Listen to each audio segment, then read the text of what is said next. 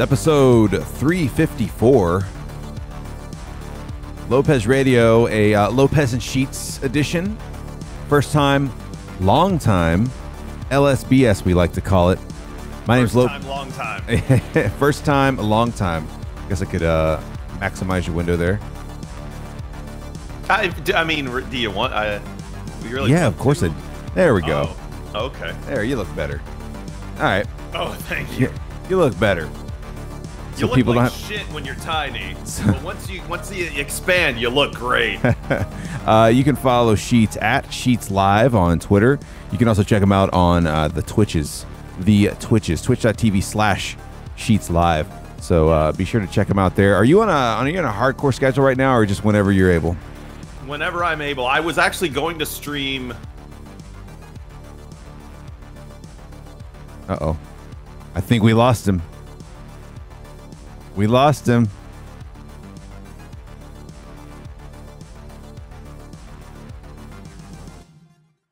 We're going to try again.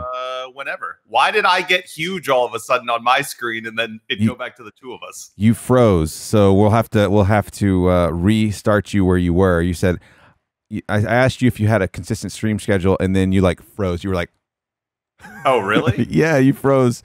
So you said, okay. I actually wanted to stream, and that's the last thing I heard. I was going to stream last night. Not that it matters for when the course of this podcast is, because last night is whenever you listen to it. Sure. But in real world time, I was going to stream last night, but then I got a little bit of news that took me out of my mental element for streaming. And I went, you know what? I'm just going to pass. But no, I'll be back streaming tonight, but I don't have any consistent schedule right now. Just really whenever. It's honestly not a bad way to be. I mean, if I guess it depends on the level of what do I want from it. But I wish I could just turn it on whenever. I'd just be not tonight. Oh, okay, tonight, sure. Shit like that. I kind of like having a schedule, but at the same time, it's it'd be nice if it was a little more casual sometimes. Just sometimes. Yeah. But you can check them out over twitch.tv/Sheets Live. Mostly playing Football Manager 2020? Mostly, yes, but I'm going to work some more stuff. And tonight, my plan is to stream Red Dead Redemption 2. Oh, nice. I like that game. I've never played the first one or the second one, so this will be all brand new for me. And I'm going to tempt the DMCA fates, and I'm going to stream the background music is going to be music from spaghetti westerns. Oh, there you go. There you go. So, we'll see how that goes. We also had the guy, the legend. The legend died 2 weeks ago that made The Good, the Bad, and the Ugly. Yeah. He made a bunch, almost any spaghetti western that you can get stuck in your head, he probably had a hand in it, if not had his entire hands in it. Yeah. Ennio Morricone. Morricone. Yeah, there it is. Yeah. So I know. Did you see though? Another legend died just hours ago, apparently. Yeah, Regis Philbin. Yes. Holy shit, man! I usually pop onto Twitter just to kind of look and see if anything's blowing up before I start these podcasts, and I saw that he died. That's fucked up. But I mean, he was how old did he live 88. to? 88. Yeah, I looked it up earlier because BD posted it on my Discord. It's a nice long life. It's a nice long life. Yeah, he had a good run. And I mean, it's not like he wasn't successful. Oh, yeah. He wasn't hurting. That's for sure. No. That's for sure. But you really hadn't seen anything out of him since he left that show with Kelly Ripa. Did he have some health stuff going on? I mean, he died. So he was 88. I assume he probably did. But I don't remember if that's why he left the show. Because he left the show 10 years ago at this point. It's been a while, yeah. Yeah, I want to say it was 10 years ago because she went through having Ryan Seacrest and Michael Strahan. Yeah, Strahan. Is it still Seacrest with her now? I don't know who it is. Let's see. Well, wasn't it just called Live with Kelly for a while because they were just going through? They were cycling guests through, yeah. Guest hosts with her, guest co-hosts. I'm searching Kelly Ripa, and all it's doing is showing me stuff about Regis Philbin. Live with Kelly and Ryan. Is that still accurate? They have a website still. No, I don't think they're together anymore. Oh, no, it says is an American syndicated show. Okay. Hosted by Kelly Ripa and Ryan Seacrest. I thought they were still together, but I mean, I get it. Like, here's the thing. Ryan Seacrest seems to be stepping into the shoes of every classic broadcaster, variety show guy. Like, you know, he took over the New Year's Eve.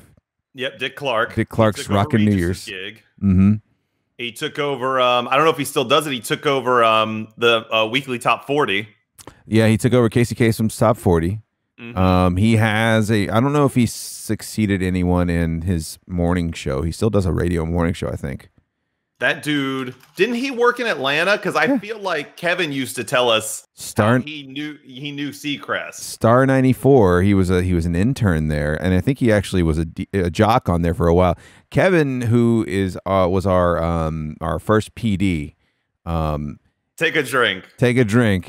He actually, Ryan Seacrest was his intern. Yeah. And he said, yeah, I just made him do stuff like around the station and stuff like that, like carry my shit and stuff like that. He's from Atlanta, according to this. Yeah, he's a Georgia boy. He's a Georgia boy. How old do you think he is? He is, I'm going to say 42. He's 45. Ooh, I was close. What do you think his estimated net worth is? Oh,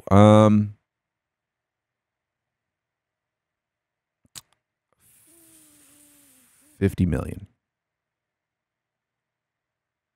As of whatever this is from July of 2019, his net worth is estimated to be between $410 and $430 million. Jesus Christ. Are you kidding me? No, that's what it says. It says last year Seacrest made $71.5 million in income from all of his separate endeavors. Wow. Uh-huh. You know, he was the guest speaker at Brother Joe's graduation at UGA. Was he really? Yeah.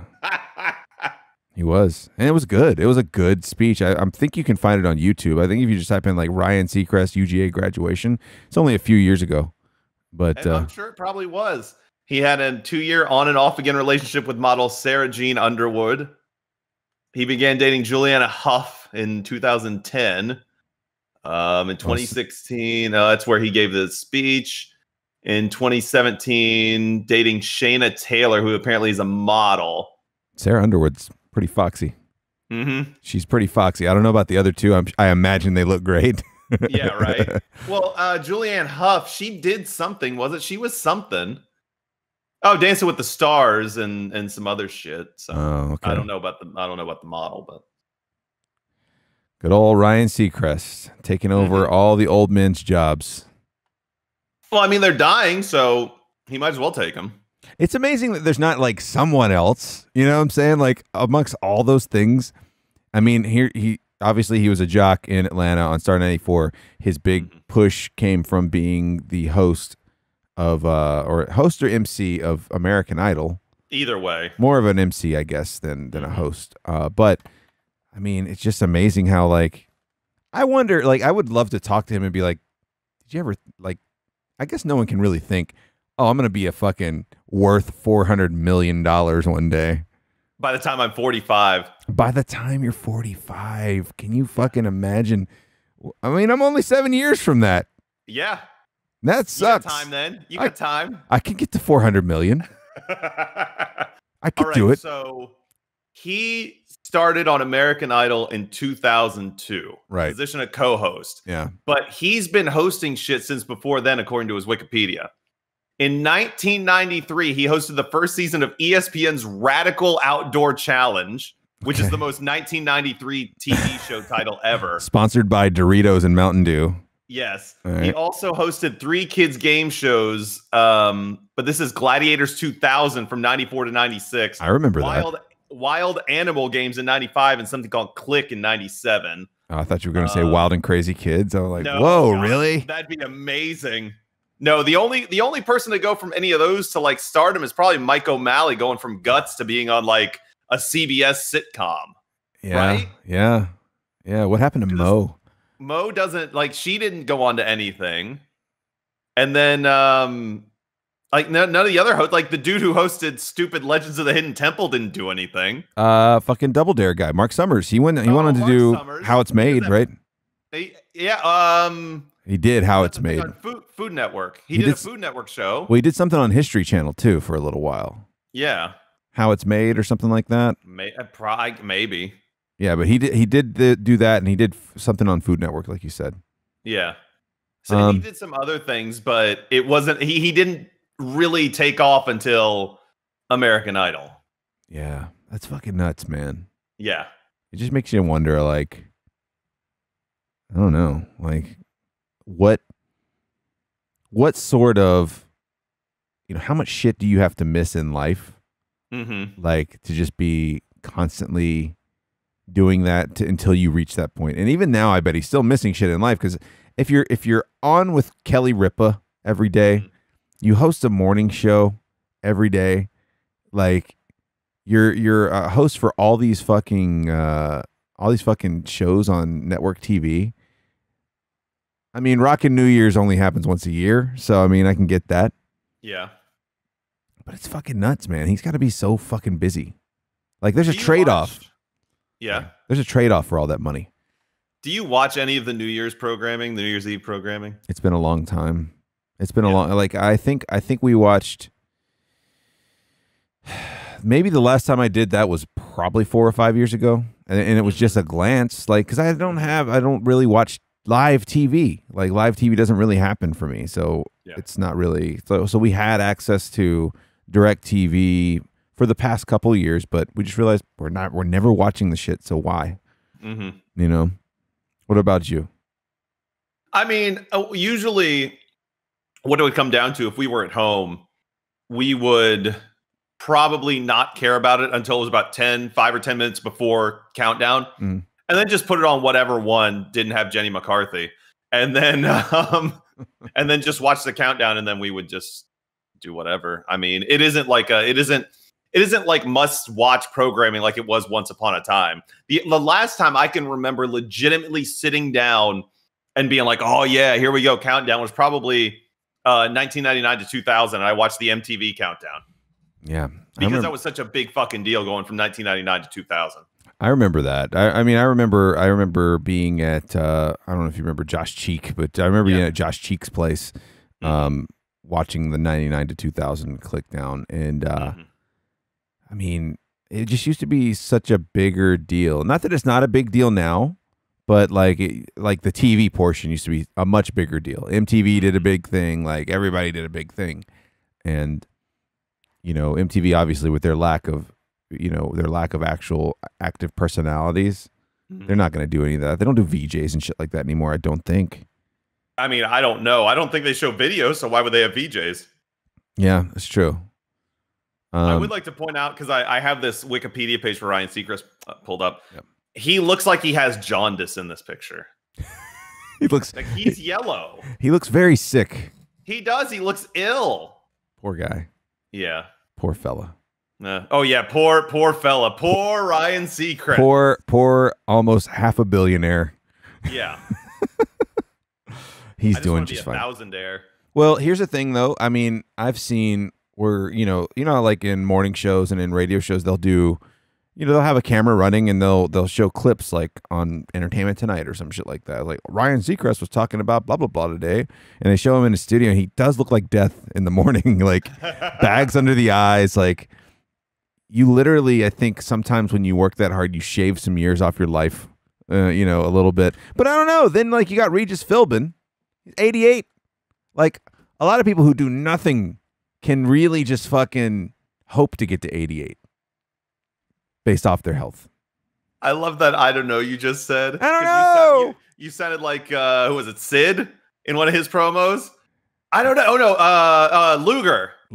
Can you even afford to pay me? I don't know. And your shirts are too tight too, Billy.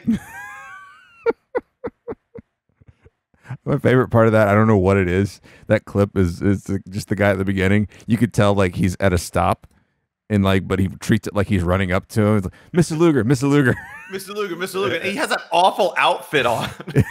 And he tries to hold it. He tries to hold it together and just fucking laughs and walks away. Yeah, at the very. How could you not with that? You could tell he was about to say something. He's like, you can pay me for Super Bra. Super Saturday. Well, I don't even know what it's called. The insanity that it would be to be on the backside of like a small promotion like that. You know what I'm saying? Like to be on the back end production side. Just, the people in the fucking control room that were recording it were probably dying. Like, that it was probably just a fucking mess. Hell, Luger was probably laughing after it was over. Like, God damn it, I fucked that up. Well, we're not shooting another one. Yeah, fuck that. You're paying me for one. Well, this is what you get. Even look at the big promotions. Look at Sid fucking up all those times in the WWF. Yeah. And they just had to go with it. It's fucking even nuts. In WCW. Oh man. Before we do get too far from it, I've been noticing lately, as you know, I have to go out, obviously do errands and shit around town, mostly staying at home, been working from home. But I've noticed lately when I go out, I've been enjoying our original home of our voices, 103.7. Really? Yes, I've been enjoying. Is it still Chuck or whatever it was? It's still Chuck. But I feel like I'm driving around. Like, it's just a nostalgia bomb because I feel like I'm driving around because I play a lot of 80s shit. A lot of 80s stuff, early 90s stuff. So it kind of transports my mind back to when I listened to radio as a kid. It's kind of fucking nuts. Like, it's weird, but I'm driving at the same time. So I'm just kind of like, man, what if... I think about weird shit like this. Like, what if you're 8, right? You're 8. Okay. And all of a sudden, your time shifted and placed in the body of yourself in your mid-30s, and you're just driving down the road. Like, do you just like, oh? Well, I mean, just watch the movie Big. I mean, that's pretty much it. But still, like in the middle of driving somewhere, though, like flying down the highway. Right. Okay, so do you fast forward to having all of that knowledge, or are you an 8-year-old in a 30-year-old body? 8-year-old in a 30-year-old body. You probably wreck the car then. There's no way you're not dying, right? Yeah. Like, you pop in, you're going 70 down the interstate. Yeah, you wreck the car.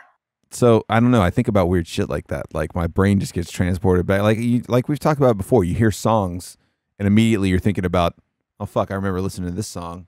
Like, pretty much anything early to mid-90s alternative rock will take me right back to being in my bedroom at my mom's house, staring at the ceiling, listening to the radio, because that's all I had. There's an album by a group called the High Llamas. It's called Hawaii, and it they have kind of a, I don't want to say a Beach Boys sound because they don't have that. It's not that like Sun and Fun shit, right? But it's like it's more of like the harmonies and stuff, and it sounds more like a later Beach Boys album. Either way, there is something about that album that when I hear a specific song that I can't even think of which one it is off the top of my head now, but when I hear it, I know it makes me feel like I'm in St. Augustine, Florida for some reason. There is some kind of connection. I don't know if I heard that album and a very awesome time in St. Augustine and it just takes me there. But anytime I hear it, I'm just like, yeah, St. Augustine. All right. Well, yeah. And there are there's certain, maybe, I don't know, early aughts. No, not even early aughts. When were we 21, 22, 23? That would be like that'd be like 2004, 5, 6 kind of 2004, 2005, yeah. Yeah, so anywhere between 2003 and 2000, I don't know, 7. Like most of the songs that were played on the radio and that were popular kind of with our age group, like even if they weren't radio kind of friendly, it just transports me back to going out downtown, hanging out at bars. Like even like the smells come back at some point. Like, when you walk in and Barcode. Yeah, going to Barcode, like just the smells come back to you, and it's wild because like your brain almost does this weird flip flop where you kind of like almost have to shake your head to get out of it. You're like, whoa, what the fuck, man? Like, so weird. What? Did I time travel? Like, what happened now? Yeah.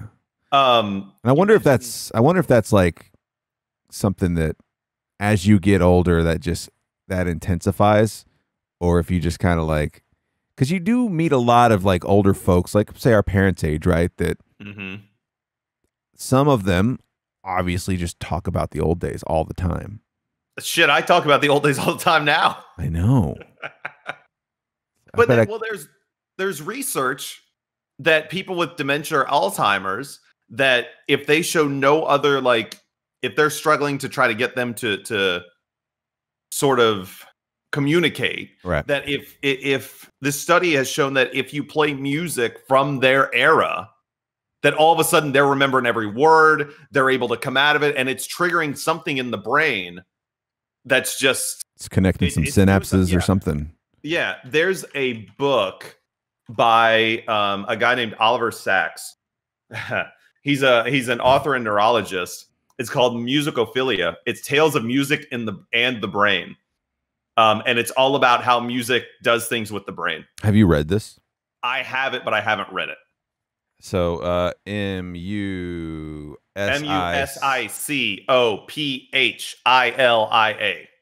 Okay. By Oliver Sacks. I'm interested. I'm Yes. interested. Let me just so I know what it is. Book. Because I'll look down at my notes later and I'll be like, the fuck is that? Yeah. It's interesting you bring that up because obviously my last remaining grandparent on my dad's side is my grandfather, and he is he is like deep in the Alzheimer's. Oh, awful. Absolutely terrible. Well, it's been weird. Like I don't know. Like you don't know if it's terrible because maybe it's better. Maybe it's better that you're, blissfully ignorant of what's going on. Because here's the thing, and I'll wrap this back around to the musicophilia thing. Mm-hmm. But, yeah, sure. Obviously he's been in a home for about 3 years at this point, maybe 4 or 5. Mm-hmm. I don't know. He's been in there for a while. But the quarantine happened. And so obviously he lives in an old folks home that people weren't allowed to go see them. Absolutely. He was lucky enough to be in one of the homes that didn't end up with an outbreak. Thank God. Because they had a good protocol and didn't allow people to just show up. So never had to deal with that. He's to the point where he's not really comprehending what the phone is, and he just kind of gets agitated. So he hadn't been talking to or seeing my dad or my aunt, who he sees a lot. But they're really good there, and like they've just been taking care of him. And like he had a little episode where he had to go to the hospital, so they were able to actually see him for the first time. And when did that start? That all started at the beginning of March, right? Yeah. So this all happened here, yeah. Yeah, this all happened like 2-3 weeks ago. So you're talking about 4 months, and like they were talking to him, and he was like, "Oh yeah, it's talking about yesterday." Like he'd just seen him yesterday, kind of shit. So not feeling that passage of time was, especially in a time like this, was probably, a blessing in disguise. I mean, I know it's still a terrible disease, but you wonder if it's better. If it's better to, if you're getting old and your body's shutting down, like, is it better to not know that's happening, or is it better to just let, boom, the lights go out? Well, it's one of those diseases that we don't know a whole lot about. I mean, we think we know some things, but we don't know how to reverse the effects, and we don't know how to stop the effects of it. Yeah. I mean, there's talk about people that, they are suffering from dementia, Alzheimer's, whatever, and they'll be crystal clear one day. They'll know everything. They can tell you everything that's going on. It's like nothing ever changed, and then it turns around and they have no idea what's going on again. So it's weird. It's just a weird disease like that. But it could be. I think it depends on how your brain and personality are handling it. Yeah. Because there are those people that are just they're confused and angry and mad all the time and violent. And then there's those that, they're just pleasant, sort of blissfully ignorant as to what's going on. Oh, yeah. They aren't agitated by their condition. And so they're just sort of like, Very few, from what I'm told, very few agitation or agitated moments, I should say. But like it's almost like the opposite of how they grew up with their dad. So it's like kind of weird. He mellowed out a lot when, like, by the time I came along and was able to know, like, he had mellowed out a whole lot.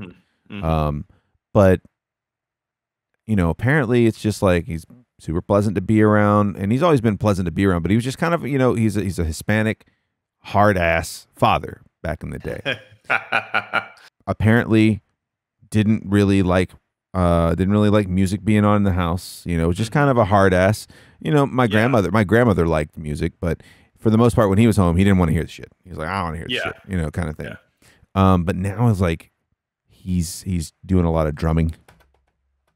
He does a lot of drumming and stuff like that, which my parents, my dad and my aunt don't really understand, because they're like, he hated music. Like he hated music, and he was always ornery. Like it was one of those things where it's like, I wonder what it makes me wonder what he's beating out in his head. You know what I'm saying? Like what is he tapping to? Like what is he thinking about? And maybe it's something. And apparently that you'll find this kind of cool. Apparently he will, every now and then he'll start like not really chanting, but it's like a common chant in an area of Peru for one of the soccer teams. Oh, cool. but I was like, so did he like soccer? They're like, not really, but it's so for this one particular town that he's doing this chant from, it's not just a chant for their soccer team, it's also kind of a slogan for that town. Sure. So I thought that was kind of neat, and they were like, we don't know what his tie there is, because he never lived there. He just happened to be in the same country, so I don't know if he had a friend that was there or something like that. So something is so deeply ingrained somewhere. It has to be something from childhood or something, man. Something that impressed on him like way back in the day, because like maybe he had a friend that was from that town that always said that or something like that. But it's kind of nuts. Go ahead. And that just goes to show you what we don't know about this. Yeah. Like, it's just stuff happens and you're like, I don't know. It's just part of it.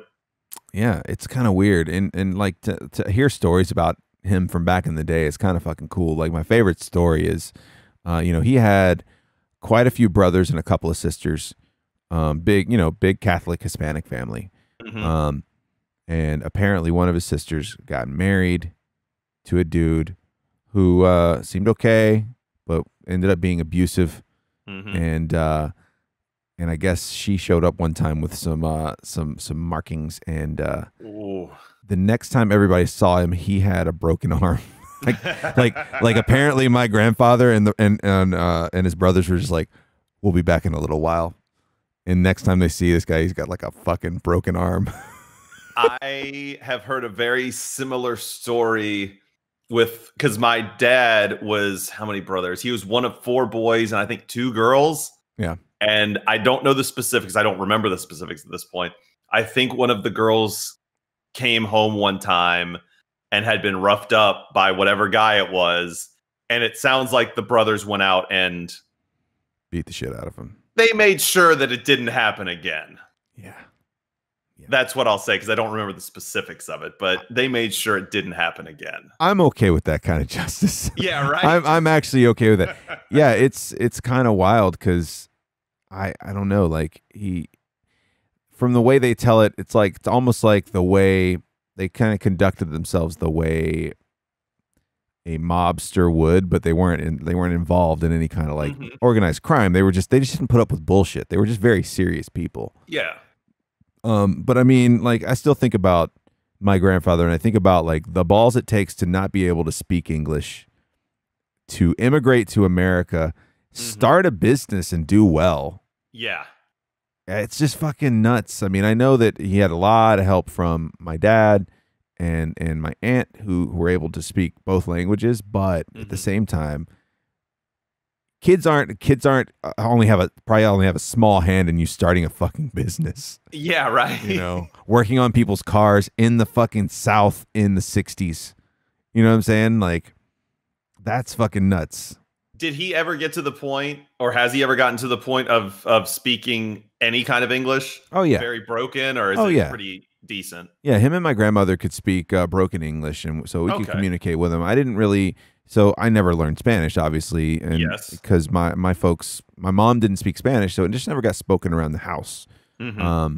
But they spoke enough English for me to talk to them and know what was going on and stuff like that. So.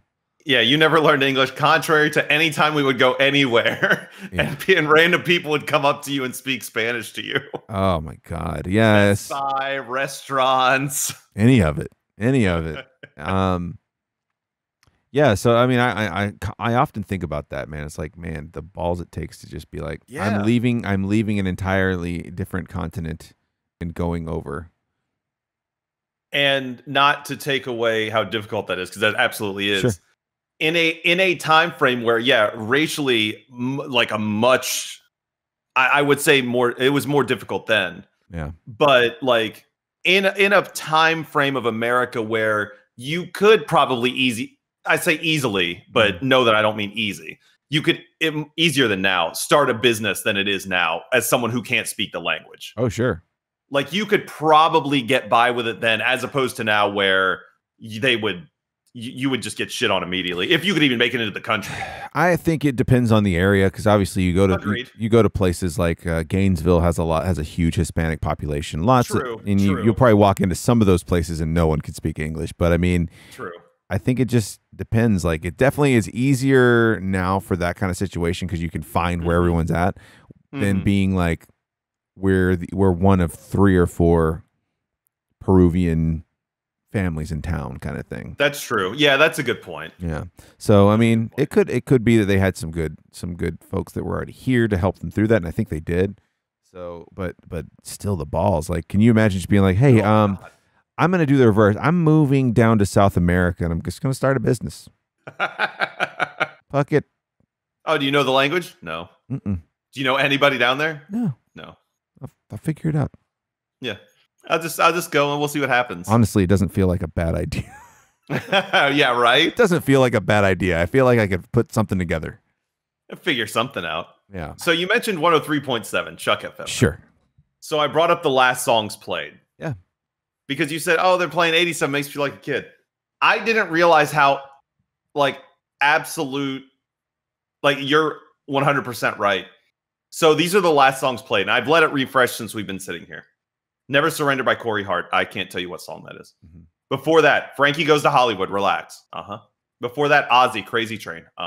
Before that, The Cars, Just What I Needed, which I would always, I say this probably anytime we mention The Cars, and I think it's worth saying. Their first album is a greatest hits album. It is amazing. It's 100% amazing. It is ridiculous how many monster hits were on that album. No one could, like, whatever summer that came out had to be the best summer of their lives.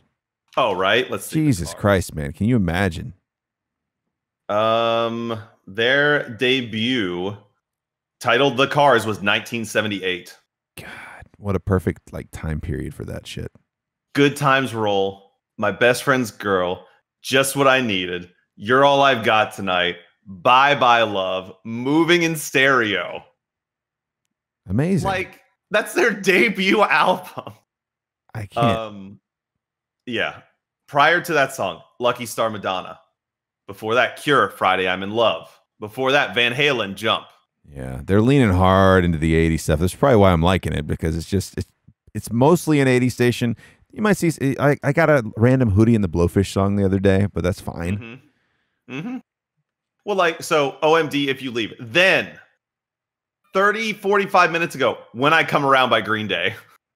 Yeah, they're definitely out like a sore thumb, but it works. They know. I hate to say it, because we always railed against like a fully automated radio station without anybody. Like all they've got is the guy who does the production, right? Their imaging guy, and it just they know exactly what demo they're trying to hit because it works. Like it sure, and it's in a time period that hits like the perfect sweet spot of our age group and our parents' age group. Because it's songs we grew up with, and it's songs that they went through like their 20s with, where like you're just kind of figuring out the world and shit like that. It's a sweet period in time for two very big buying demographics. Do you find yourself listening to more music from that era than new music?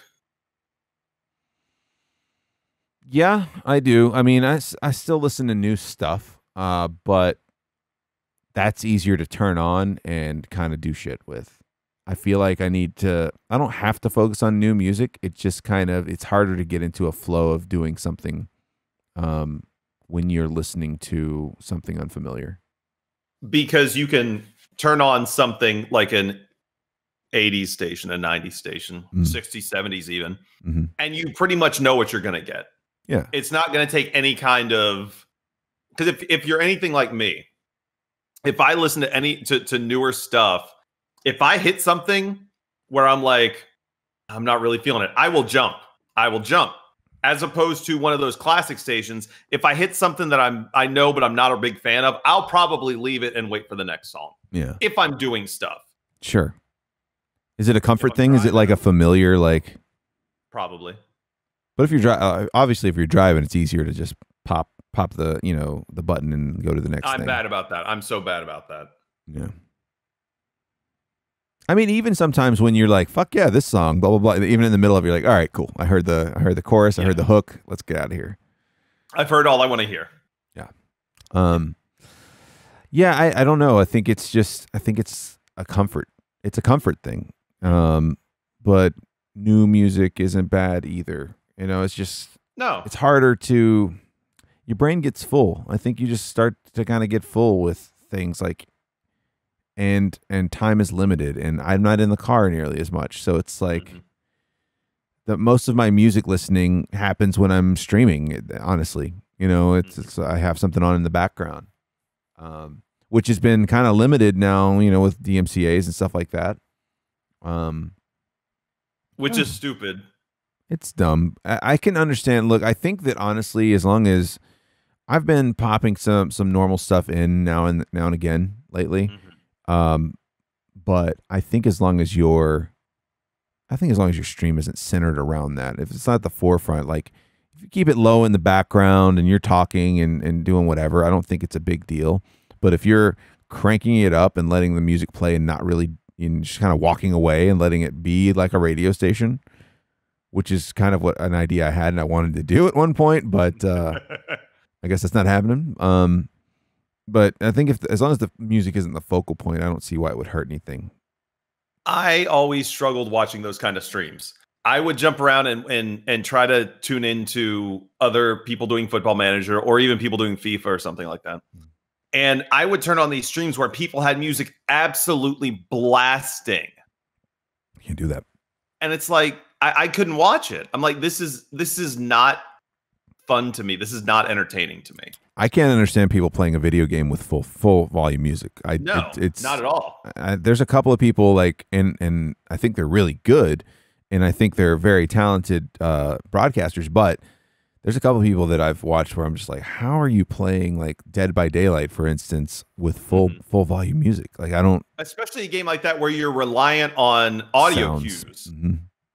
I mean, now, like, they had thousands of hours, so. Oh well, yeah. Like you can. Once you hit a point with some games, you're fine. Yeah. Well, like Football Manager, I can do that with music because I'm not doing anything. I'm doing commentary. Right.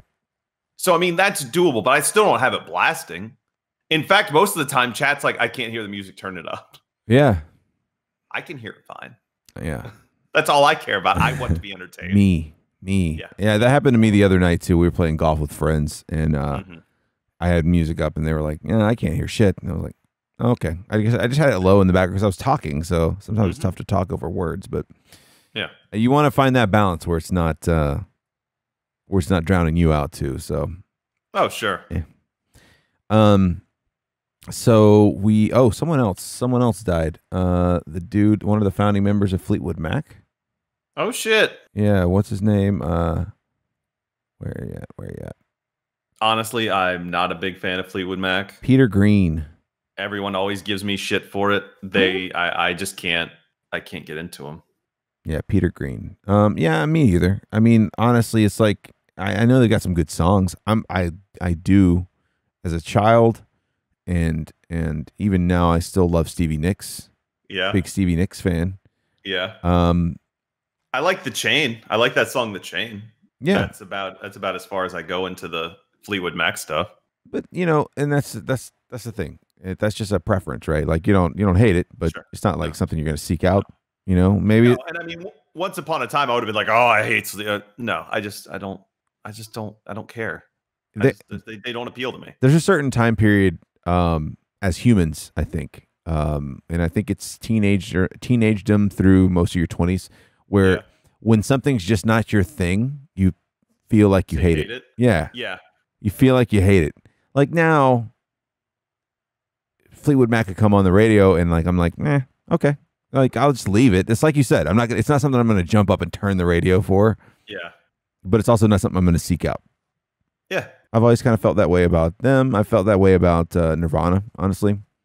I've never really. I'll listen to Nirvana, but I don't. There's nothing about them that does anything. I don't seek them out. Like we had a discussion on stream the other night. Like someone was watching that documentary that came out a few years ago called Montage to Heck or whatever. Mm-hmm. Sure. Came out on HBO. It's an HBO documentary about Kurt Cobain's life. Oh, it's like a 3 or 4 part, something like that. And so a discussion about Nirvana came up, and I was just kind of like, I just never really. There's just never been a thing. We had a friend coming through high school that really liked them a lot, and I just never got it. It just never clicked with me. I would borrow some of their albums and listen to them, and I'm like, they're good. They're just not. It's not speaking to me. It's not speaking to me at all. I would take Nirvana over Pearl Jam, though. 1,000%. 1,000%. Pearl Jam does 0 for me. There's a few songs. There's a few songs I'm okay with, but overall, I don't. It's not at the level it is for a lot of people. Like I know they're insanely popular and they sell out every time they go on tour, but let me guess, Jeremy. No, no. Oh, okay. Actually, I like what is that song? Evolution. I like that song off the Yield album. Mm-hmm. I like that one. I like a couple of things off Vitology. And some of the older stuff is not bad, but I could take it or leave it. Nah, I got no time for Pearl Jam. I was a late bloomer on Alice in Chains. I do like Alice in Chains a good bit. Oh, agreed. Yeah, agreed. I wasn't like super into them at the time, but man, they're good stuff. Mm-hmm. They are good stuff. Yeah. But yeah, Alan Green of Fleetwood Mac passed away as well. But I mean, he's no Regis, but damn. But R.I.P. Okay, hold on. I gotta see what Regis's net worth. Give me that net worth. Who wants to be a millionaire, Regis? Come on. Yeah, right. Yeah, I know he died. I want net worth. They might not even. I mean, let's be honest. Okay, what do you think, Regis? For over 60 years in television.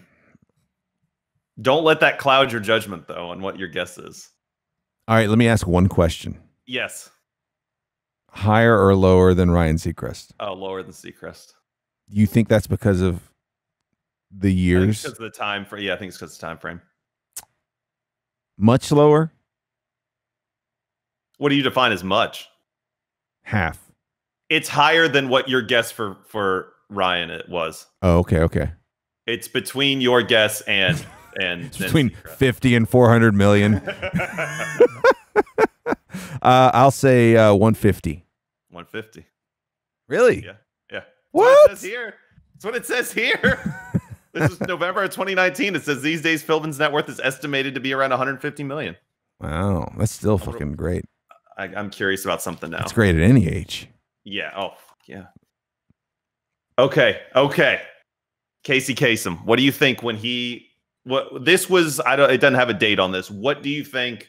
We're going to assume this is when he died. All right. What do you think Casey Kasem's net worth was? God, man. Keeping in mind that he was from a time frame that, much like Regis, was not. It was a good living, but it wasn't. It wasn't like fucking Seacrest money. I'm gonna say, because I'm willing to bet too that I bet the family's still getting money from Top 40. I'm sure they probably are. He probably had stake in that. If I'm pretty sure he was a smart enough dude. And he was Shaggy on Scooby-Doo. Obviously lower than Seacrest. Oh yeah. I'm gonna go with $100 million. Okay, you're a little high, but yeah, not off. It says 80 million. Wow. Yeah. Wow. He had a really nasty last few years. Yeah, wasn't he missing for a little while? Yeah, his wife was crazy or something. She wouldn't let his kids come see him, and she abducted him and moved him somewhere. And yeah, said he was out of the U.S. or something like that. I remember when they were doing that. That happened around the same time as fucking Gene Simmons. Not Gene Simmons. Richard Simmons. Gene Simmons. I was gonna say Roger Simmons. That isn't right. Gene Simmons is missing.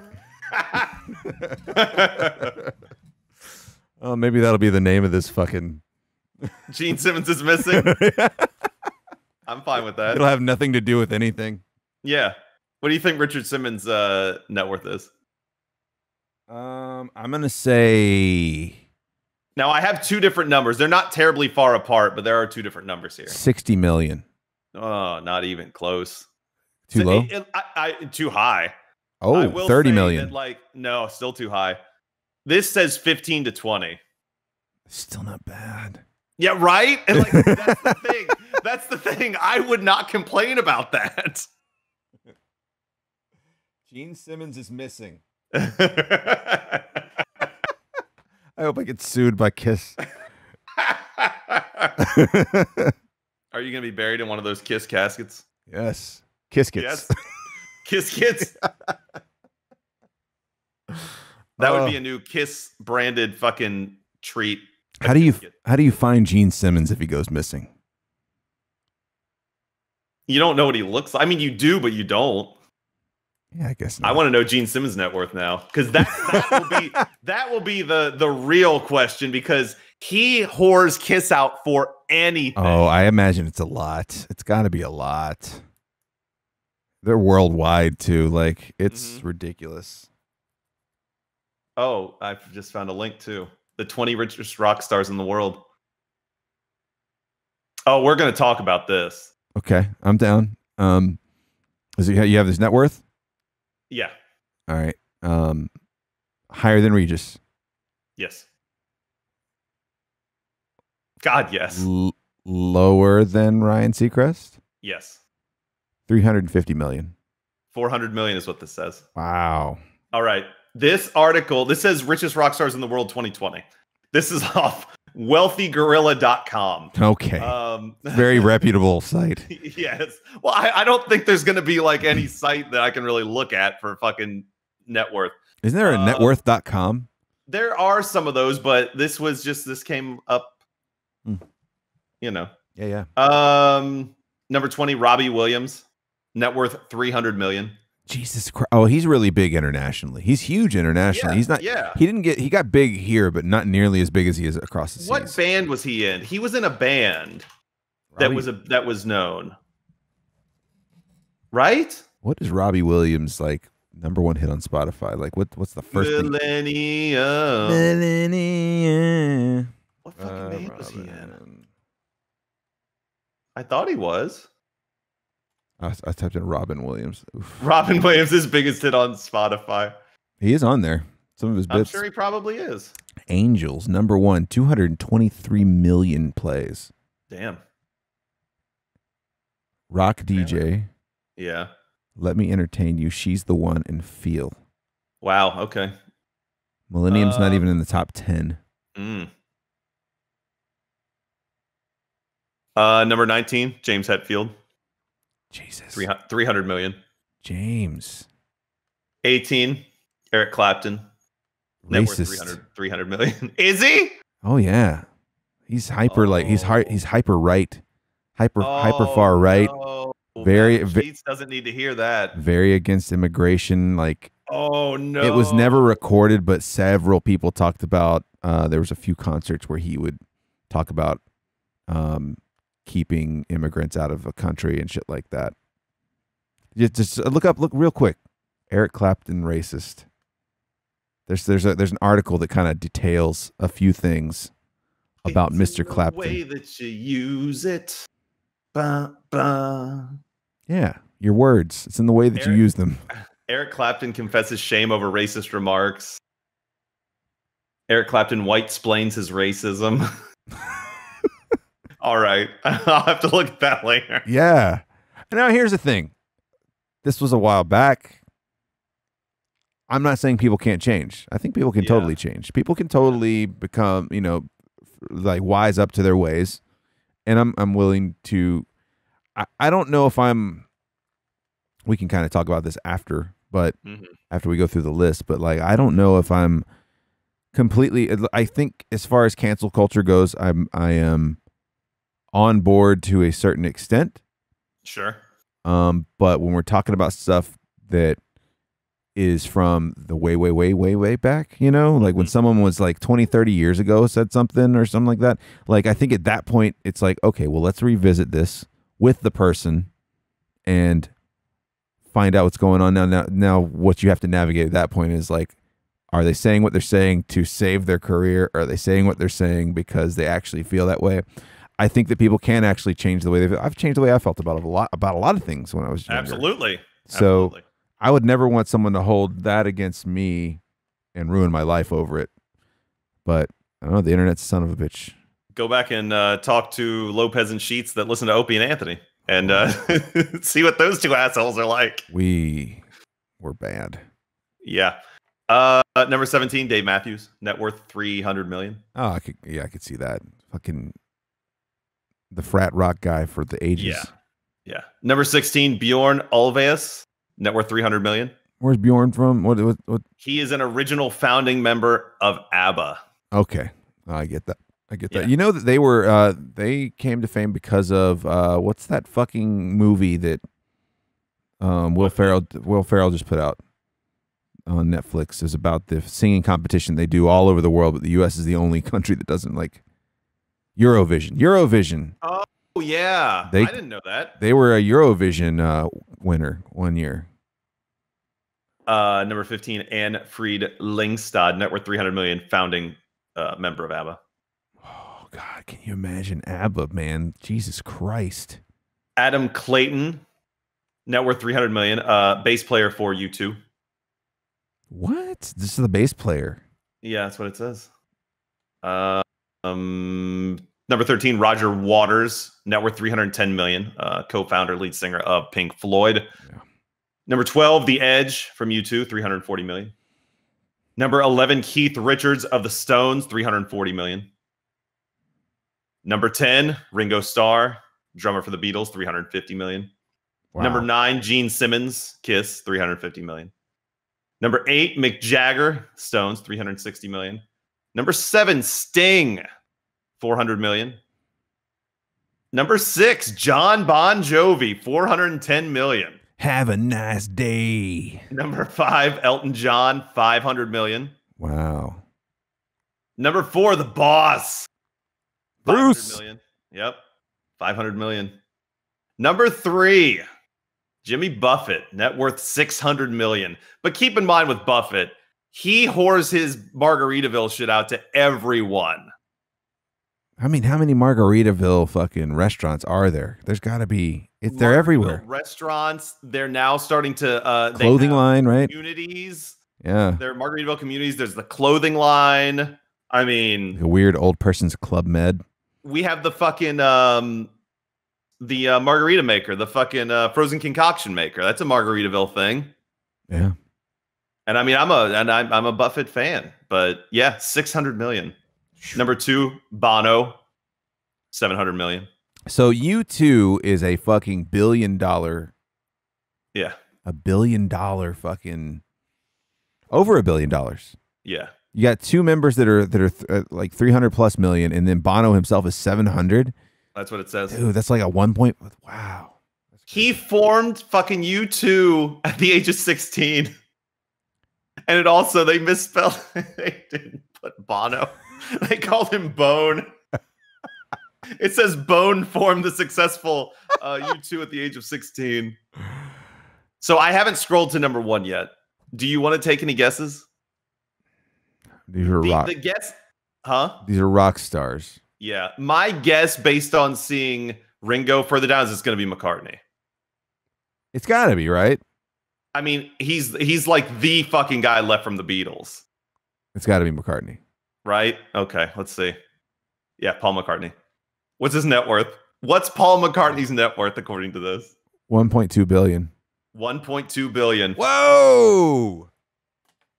He is most famous for his time in the Beatles, and McCartney released 6 gold discs and has sold over 100 million singles. Jesus. Paul McCartney. I mean, it makes sense. Yeah. The fucking biggest band of all time. Well, and then he went on to be just as big by himself. Like, that's like... Oh, sure. Well, you're then talking about... Wings. Yeah, you're talking about fucking, what, 50, almost 60 years Yeah. of being relevant. Like, that's fucking crazy. No one, like, it's very hard to be relevant for that long. Well, Bob Dylan, I'm surprised Dylan wasn't up there a little bit. he just released a new album, and he's the only artist to get a top 20 album in like 7 different decades. Jesus. And I think it's 6 different. If he had a number, if he had broken the top 10 in the 80s, I think it was, he would have had a top 10 record in like 6 or 7 different decades. And it's like, that's insane. What's his net worth? Oh, that's a good question. Let's see. I'm kind of surprised he isn't on there too. Yeah, how's he not on there? I keep typing network.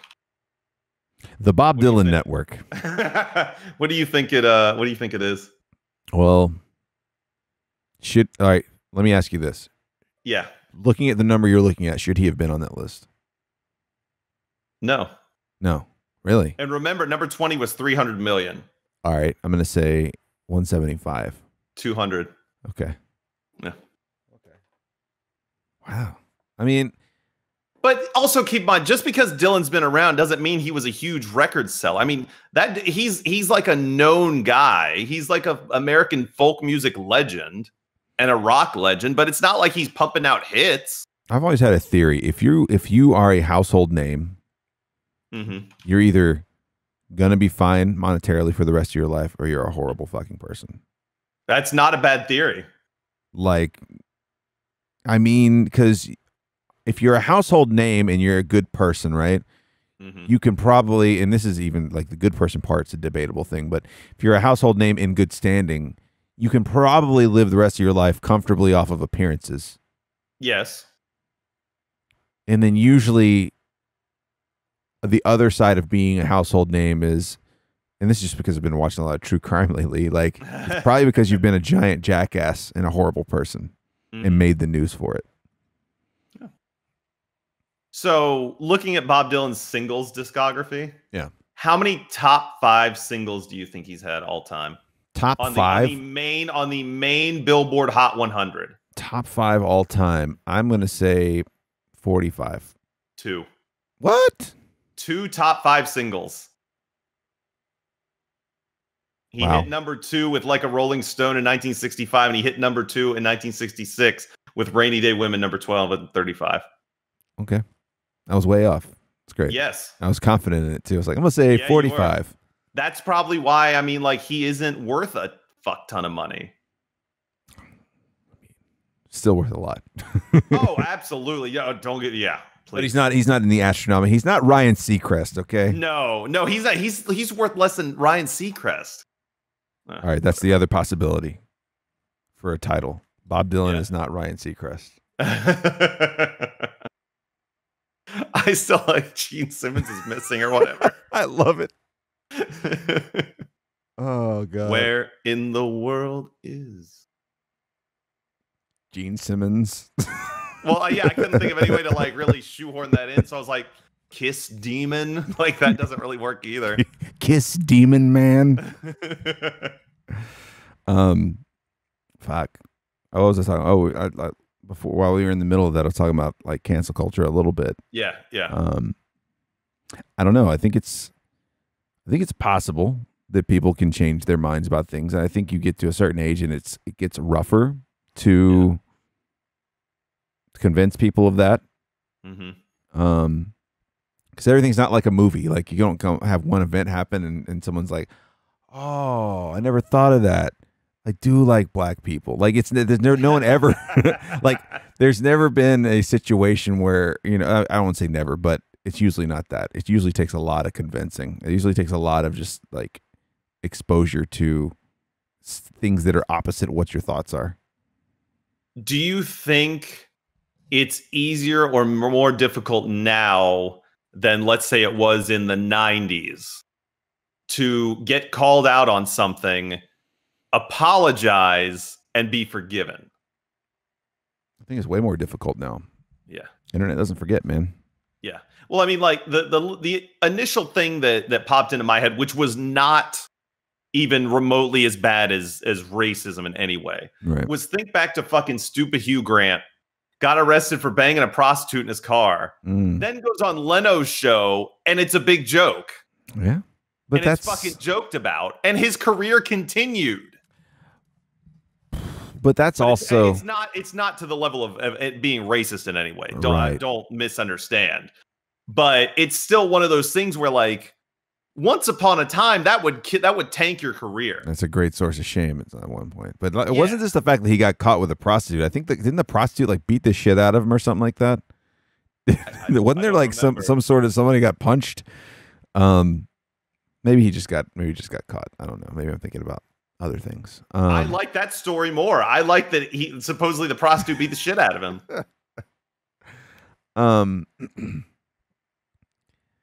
I don't know. I think it's a lot harder because the internet doesn't forget. Like, and the thing about it is, like, it doesn't matter how long ago, and it can even be pre-internet at this point, and people will still, Monica Lewinsky could come out and be like, say something against some politician, right? And guaranteed there's going to be like 3 or 4, hey, why don't you go home and wash your dress, like jokes, which is like the most like uncreative fucking thing to say ever. It's horrible, but people are going to say it. Creative about that. Yeah, I don't know. Like, I understand. Like, so I can understand. I hate the term canceling somebody. Yes, because I mean, I've always been a big fan of vote with your dollar, vote with your what you're viewing. Like, if someone does something stupid or does something, that's maybe ill-advised, but isn't actually physically harming someone, don't take away their life. Just stop fucking watching them. Like, that's the worst thing you could do to like a YouTuber or a Twitch streamer or someone's TV show or their business or the list goes on. Just stop fucking showing up. If you really feel like that, stop showing up, and eventually that hurts them, and that hurts them in a different way. Argument. Yes, that's always been my argument for those things. If you don't like something about them, then don't patronize them anymore. Don't use their business or whatever. And if you really think that they're in the wrong, talk to other people and get them to not use the business. Absolutely. Organize something. But like, I think honestly, in some cases, when you straight out cancel somebody, you're going to have, like, you're more apt to have someone else that's going to come along and swoop them up and then put them on either a different network, a different service, or you're going to invigorate the opinion, especially if it's like something that's like a crazy opinion based thing that got them in trouble. You're going to invigorate that opinion amongst their diehard fans, and you're going to bring in all these people who didn't give a shit before, but now you're like, there's a lot of that piggyback riding of an artist or of someone who's producing content, where people just like to go and white knight for people who are being canceled. Yes. And so all of a sudden they're getting 2 times the views because they're getting all this attention. So it's a slippery slope. Like, I think if you play it the right way, you can usually get out of it. But it's harder for people to forget now. What's the first thing that you remember that's on that sort of that cancel culture thing?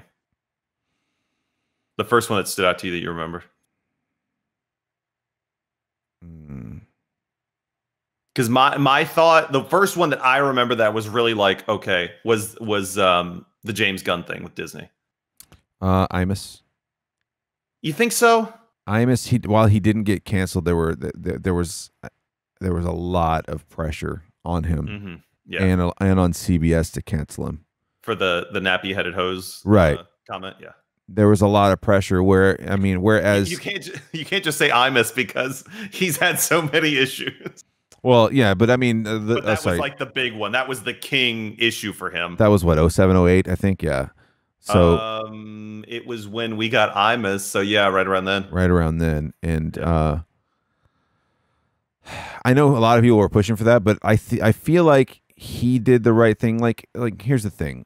I don't have a thought in my body that Don Imus, he's dead, right? He died? Yeah, he's dead. I think I was going to say was or is. I know Fred is. Yeah, Don is too. He died in December last year. Yeah, I thought so. There's not any part of me that thinks that Imus was a truly bad person or a person who was he. I mean, you never know. People who are older may have gone through a time where they thought they were racist or they were racist toward people. But I think that, again, seeing life, being part of the major like media and interviewing a lot of people, like, you change the way you look. And I just don't think that it's clear. It was clear to me, and that's maybe it's just because we were kind of in the industry and doing that thing. Like, he was just going for a joke. He didn't really think that about those girls. Yeah. And then there are people that would absolutely be pissed at me for saying that. You know what I'm saying? Like, you're not absolutely. You're not agreeing with me in the right way. No, I think it's fucked up. It's just a joke that didn't land. Yeah. It's just a joke that ended up not being that funny. Like, sorry, like it just is. Like, I think there's been a lot of comedians, Patrice O'Neal in particular. It's just like, all comedy is a series of, I'm gonna say this and hopefully I don't get in trouble for it and hopefully I get a laugh. Yeah. Like, a lot of times, and you can even say this about us, like, half the time, you say, oh, Lopez and Sheets era, Lopez and Sheets, right? Like, the era of us doing that radio show and the era of when we listened to Opie and Anthony, clearly we didn't feel the way we were saying things about stuff. We literally were just trying our hardest to make each other laugh. So much, and I still do that. But I mean, it's not so much of a let me go for a really brutal this or that. Like, I still like to make people laugh, but it's not. I mean, it's just the way you go about it, and I just don't think it was. I don't think it was something that he deserved what he got, because he even took the time. He went on Al Sharpton's show. Like, he did all kinds of shit. But that's the earliest one I can really remember where they were like calling for it. As far as getting a show canceled, I can't. I'm sure there are some, but I just don't remember any that were like real big. The James Gunn thing was the one that stood out to me the most. That was a big one. Where, like, he was such a big, high profile director, and then to drudge up this shit off his Twitter, from God knows how long ago. Yeah. But then you can look at any of his old shit, because he used to do shit with Trauma and all kinds of shit. And it's like, I'm looking. So more recently, the revival of Roseanne. That was a big one. Well, again, being on ABC, Disney ain't going to play that shit. Yeah. Huh. Yeah. Disney, ABC, that whole thing, that organization is not gonna fucking put up with any bullshit. I don't know if you remember. This is way after our time. MTV's Buck Wild. Do you remember Buck Wild? I've heard of it, but I never saw it. It's like a real world reality show, but about like kids from the South. It's like Jersey Shore, except it took place in West Virginia. That show was canceled after a member of the cast was found dead during production of season 2. Shit. Producers were halfway through shooting season 2 of Buck Wild until a cast member, Shane Gandy, was found dead in a vehicle with his uncle and his friend. They all died due to carbon monoxide poisoning after their vehicle got stuck in the mud during an off-roading trip. What? How the hell does that work? That's kind of weird. Like, maybe they couldn't get out of the vehicle? Like, maybe it was stuck and submerged? I guess. That's fucking to turn wild. The fucking truck off. Wow. I'm just looking at like an insider thing. Let's see. We mentioned, I mentioned Hugh Grant earlier. Uh-huh. Do you know who he was in a relationship with at the time that prostitution thing happened? Oh, Shannon. No, not Shannon. Elizabeth Hurley. Elizabeth Hurley. I was picturing and whenever I think of Elizabeth Hurley, well, there's Shannon Elizabeth, yes, but I always, whenever someone says Elizabeth Hurley, I just picture the cover of Bedazzled when she was the fucking devil, and Brendan, and like she was bothering Brendan Fraser. Where did he go? He's actually part of the cast of Doom Patrol. It's a DC comic that they turned into a show that's really fucking good. There's 2 seasons out and it's on HBO Max. Okay. It's really fucking good. It's like surprisingly good. HBO Max does a ton of shit. A lot of stuff. Yeah. We've been watching I'll Be Gone in the Night. You know anything about it? I've heard of it. It's about the Golden State Killer. That's right. I saw an ad for it the other day before I was watching something on there. So it revolves around that, but it more so involves 50% that and 50% about Patton Oswalt's late wife, Michelle McNamara. She was the one that like uncovered all this. Like she was writing a book about him and connected all these dots that investigators couldn't back in the day because they'd never shared information back and forth for some fucking reason. And eventually got him captured. So there's been 4 episodes so far. There's 6 total, so they're all airing on Sunday nights. It's really fucking good though. It's excellent. Here Comes Honey Boo Boo canceled to ensure the forgot about that. To ensure the safety of the show's children. Oh my god. Oh god. I'm digging that Deftones Terrier Cult shirt. Yeah, you like that? Rest in peace, Terrier Cult. Yeah, R.I.P. Terrier Cult. They're so Terrier Cult. If you're a fan of Boston Terriers or dogs in general, they do some really cool shirts and stuff like that. Mostly Boston Terrier themed. They're shutting down at the end of the summer. That one they did for the child from The Mandalorian was fantastic. Oh yeah, I got the pin of that. I didn't get the T-shirt, but I got the pin. They did a little enamel pin. It looks so good. It's just a Boston Terrier made up to look like the fucking child from Mandalorian. So good. I'm gonna order one more shirt from them before they close down. Hopefully they'll be back. They didn't say they were closed forever. They're just gonna shut down. I think. I don't know. It's an interesting. It's really an interesting thing. I kind of want to read his because we could talk about this a little bit. Well, like he made a statement, I think, saying like we're not closing up forever. We're just taking some time or something. Yeah. Here we go. The guy's really cool. Like he's really good friends with Mike Groves. And I didn't know that. I was kind of in that first group of people who was buying his shit when he came out. So he knows that I'm friends with Mike. So every time I buy something, he's like, hey man, your buddy bought something, kind of thing. Terrier Cult will be temporarily putting a stop to production on September 1st, 2020. August 31st is the last day to place orders before we go on hiatus.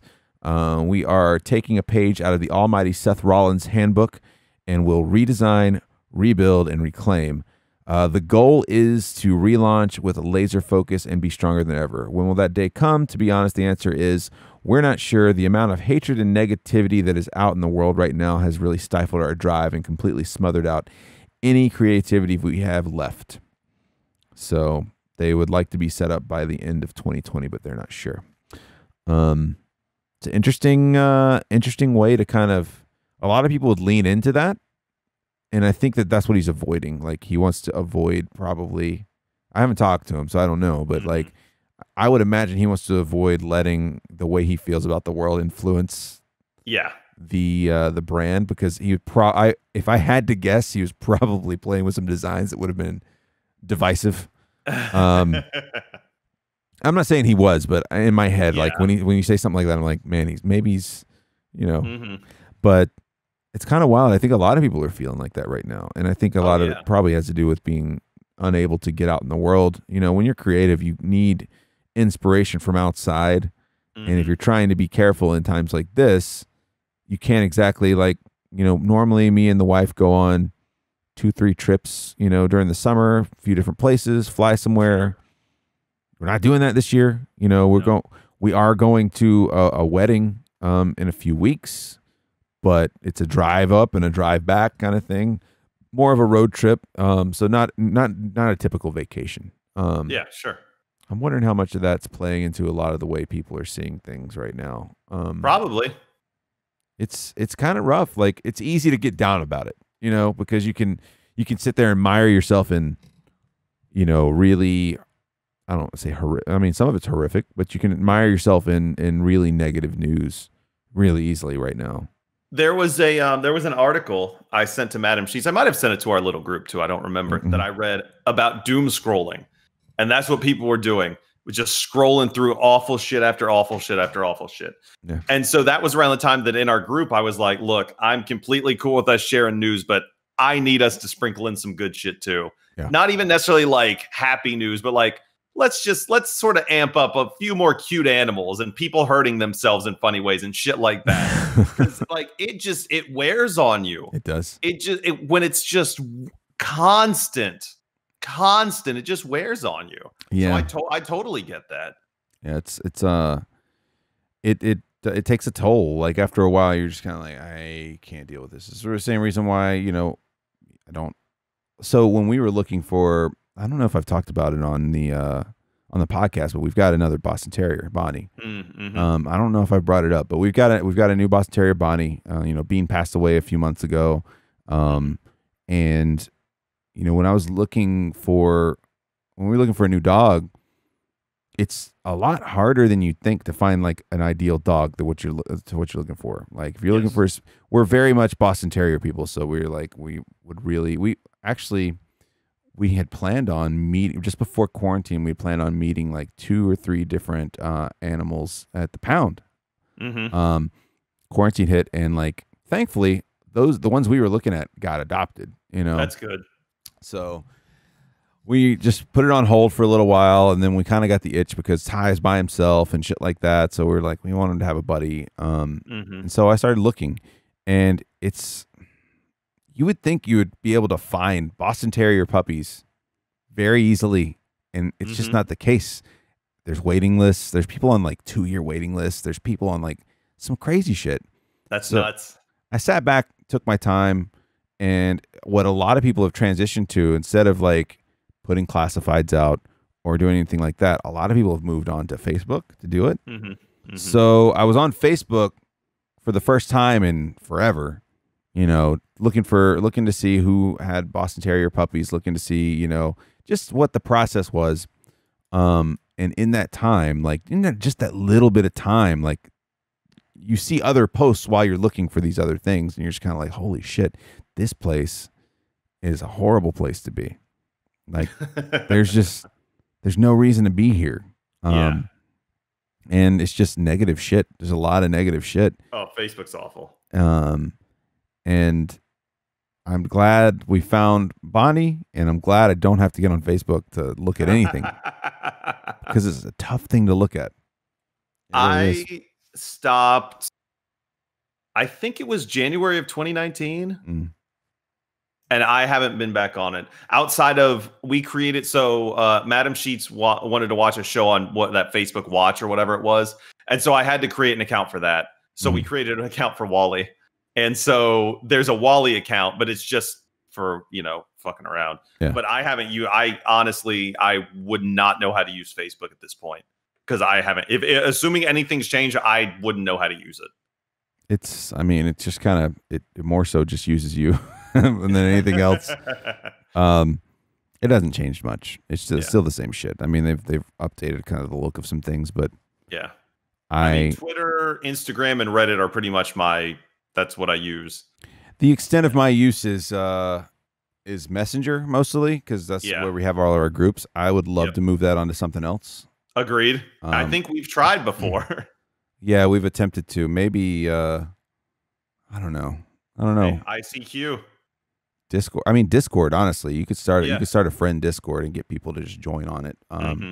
Or if you just have a Discord account, you just add friends there. So I don't know. Maybe I'll make a harder push for that this next year because I know they're just looking at that info. You know what I'm saying? Like the stuff we talk about back and forth. Like I know it's just like something that's being charged up to be shown to us on Instagram at some point.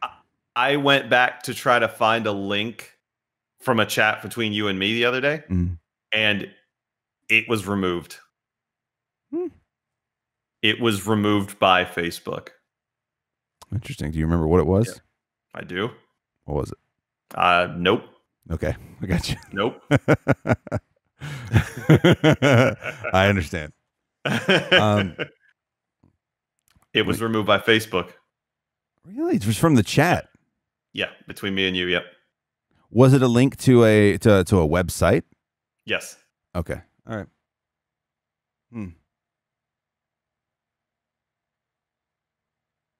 It's interesting how they got it's got control over that kind of stuff. Mm-hmm. I wonder if it was posted again. I wonder if the links time out, or if it was posted again, would it be pulled? Like in a chat between you and I. I don't know. Thought it was very interesting though. Send it to the messenger chat. So I was gonna try and take a see if it'll let screenshot you. of it. Oh, okay. But it says this message is no longer available because it was identified as abusive or ... Whoa. So I'm gonna take a screenshot of it and send it to you. Yeah, send it to me in Messenger though, so I don't mess up the I'm recording video. Sure. Yeah, sure. They've got the power. I think that's what I like about Discord too, is Discord is its own thing, not owned by another company. Mm-hmm.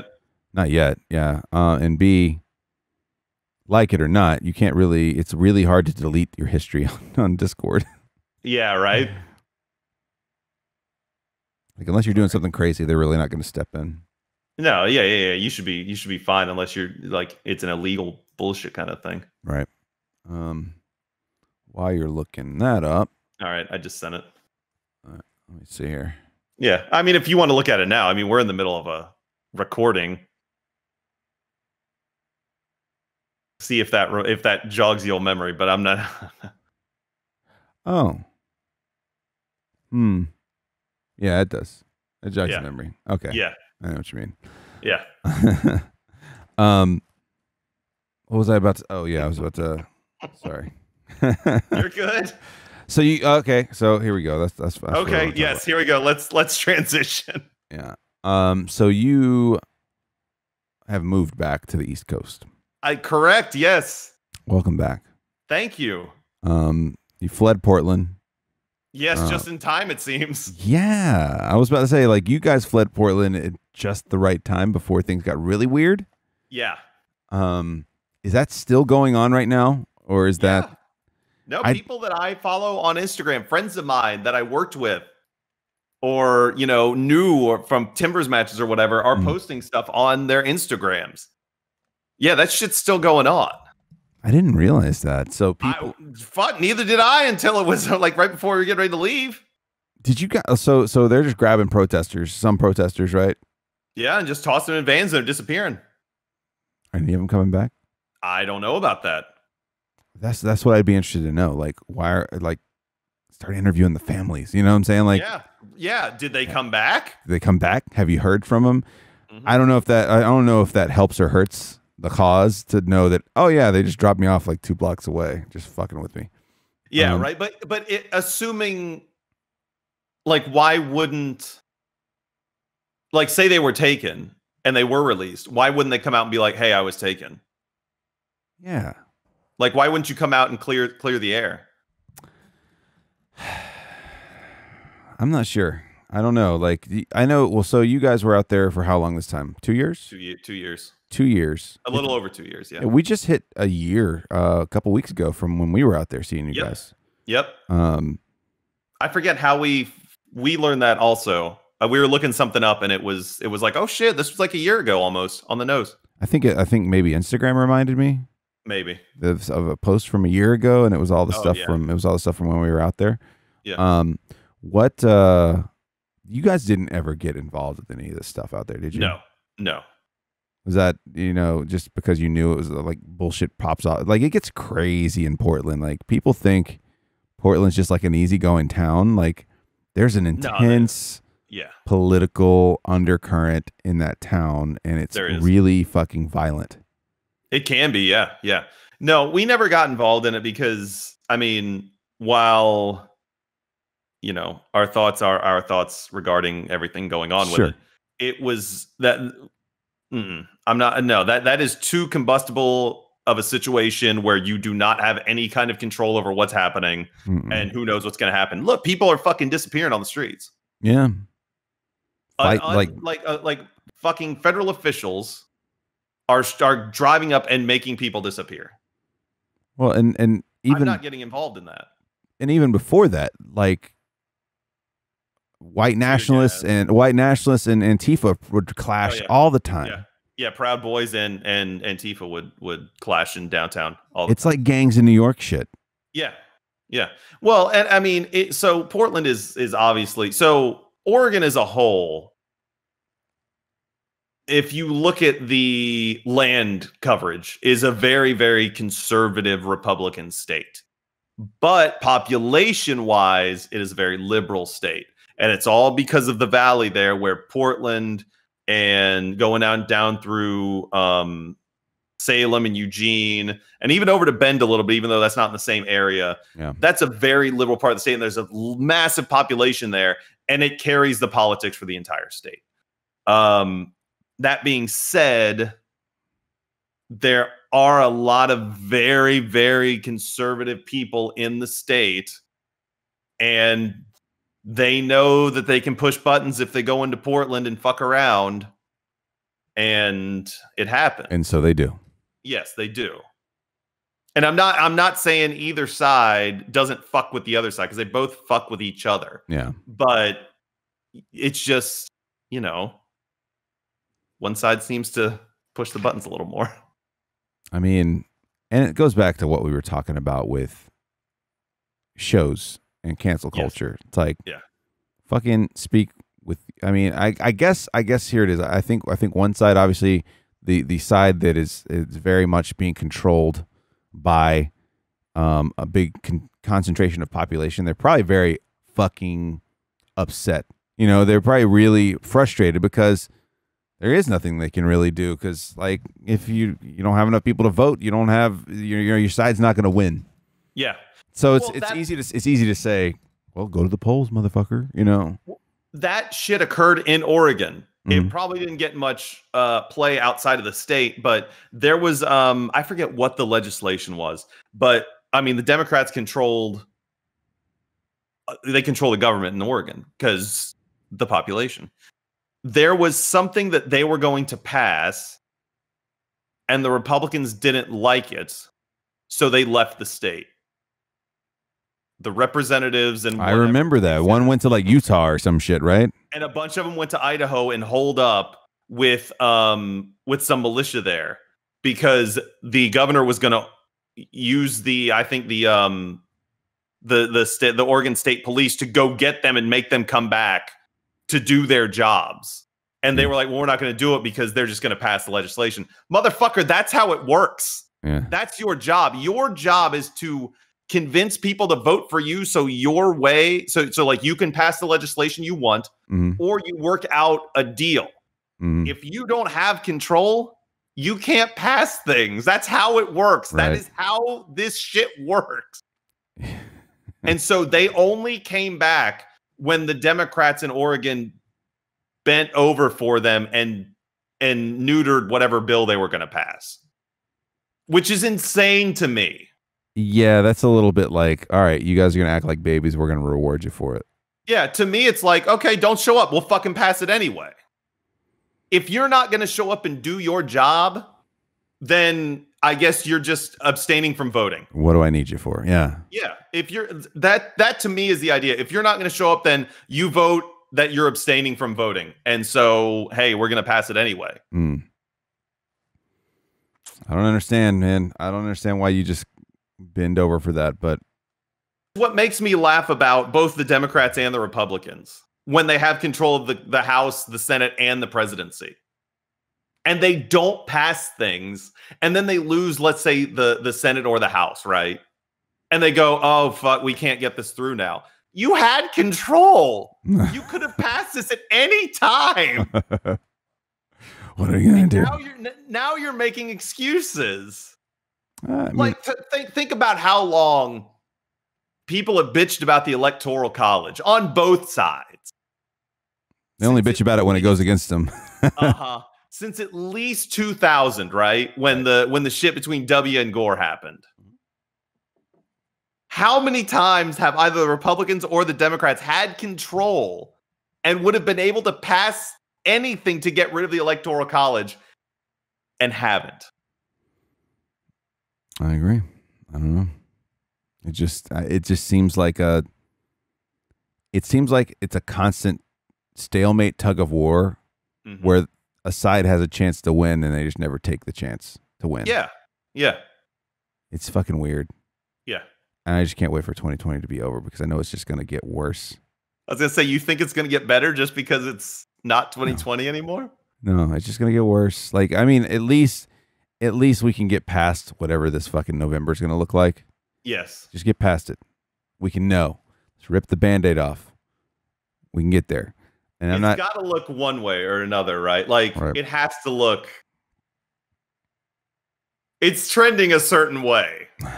Well, we'll see. But we know how trends are because it trended a certain way last time too. Yeah, fuck trends. Yeah. Fuck trends. What so you left Portland. Yes. You're back in Florida. Yes. How are you liking being back? It's good. It's good, honestly. It's good. Yeah. Yeah. It's different. Sure. Both versus Oregon and when I was here last time. It's different. What's changed from last time? COVID is ravaging the population. Oh, okay. Yeah. In that case. Yeah. Things are different. Things aren't open. Dude, that's so weird. Idiots aren't wearing masks. I slipped into like not even thinking about that for the first time in a long time. Oh yeah. Like that was weird. I was like, what's changed? Like, yeah. What do you mean? The hell are you talking about? Like we could go to Disney and Universal whenever we wanted, and now that's not the case. Right before, they're gonna fucking open fucking Super Mario or Nintendo World or wherever the fuck it at Universal, and now this is how the world is. Yeah. Oh no, man. Oh, we did get the email this week. They canceled the half marathon in November. Yep, they did. So we refunded that and refunded our hotel, which will be a nice chunk of change coming back. But I mean, still wanted to do it. Like under normal circumstances, like it would have been a cool experience because not only you guys, I was going, Ape Fist was going, Mike Groves was going. Like I knew a lot of people that were going to go down and do this thing. And I was like, man, this would be great. Like do the run one day and see if everybody wants to meet up and do bump around the world in Epcot and shit like that. But it's just wild, and you would think, like, I knew it was like a question for a little, it's like it's all the way in November, so maybe it'll be fine by then. But it's only smart on Disney's part. You don't want that many people crowded up together like that. No, and there's no way to do it otherwise. Well, here's what I'm wondering. Will you ever be able to do it on that scale? Again. Depends on if we can get control of this virus. Yeah. Well, we've been saying the same thing about the cruise because we have a cruise booked for March, a Disney cruise, like March of 2021. Yeah, and we're sitting here going, or where we were sitting there going, oh, it'll be under control by then, it'll be fine, everything will be okay. And now you're like, Well, Jericho's cruise that he was doing that he did yearly, his wrestling cruise. Was supposed to happen at the end of January, beginning of February, and they pushed it back to next October now. So I mean, and granted, that's on Norwegian, but I mean, we're just waiting for Disney to come across him. It's hurricane season, October. Yeah, right. It's the tail end of hurricane season. Well, shit, there was that one Disney cruise we went on in September that they had to change our cruise. We got an extra day at sea. Or an extra day in Mexico or something because a hurricane came through, which of course fucked my plans because we were going to go back. We were going to get back to Port Canaveral, hop in a car and drive down to Miami and watch Miami and Florida State play. I ended up having to sell those tickets on the cruise. Like I had to work it out on the cruise on my phone. That's crazy. Yeah. What did we do? Like 2 years ago, not last May, but the May before, we did a cruise, family cruise, my dad's side, and we went right through a hurricane in the boat. It was rough. It was weird.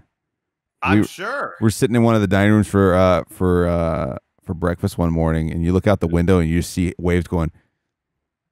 Oh my God! Like just huge waves. Just shifting one side to the other, constant. You see the wait staff every now and then just grab onto a table and wait until they could walk again.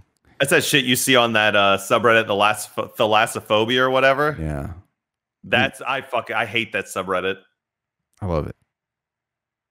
I love well, that when we went one of our last cruises, when we stopped in Mexico, we went and had to get on another boat to get to the mainland because we were going to go to like a zip line place. And our little boat was doing the same thing, just up and down over these massive waves. And on the way there, it was like, okay, this is uncomfortable. Like I wasn't feeling, none of us were feeling sick, but it was like, this is not pleasant to ride. Yeah. And then on the way back, I can't tell you the numbers of people that were vomiting everywhere. And they would all do the same thing. Instead of looking out and letting your brain figure out what was going on and sort of, orient itself, they would all look down and your brain can't handle it. And that's when it just falls apart. Look at the horizon from the back. Bleh, over here. Bleh, everywhere. Yeah. You got to look at the horizon. So I've never gotten seasick except for one time when I went on a boat for scuba diving. And my ear fucked up on me, and so when I came back to the boat, my equilibrium was fucked. So I got really but someone on the boat was just like, "Hey, just stare at the horizon, and it'll even out." And I did. I just stared at the horizon for probably like 20, 30 minutes, and it finally calmed down. Yeah, it'll fix it. Because your brain, usually, unless you're real fucked up, Right? But yeah, that should fix it. Well, because your brain. It just figures it out after a while. You're like, oh shit, this part's I'm moving, but this part's not moving, and it just kind of tricks your brain into thinking everything's fine, because everything is. But that's the day I became a flat earther. I was like, look, the horizon doesn't move. There's no curve. I believe this flat Earth stuff because the horizon is nice and straight over there.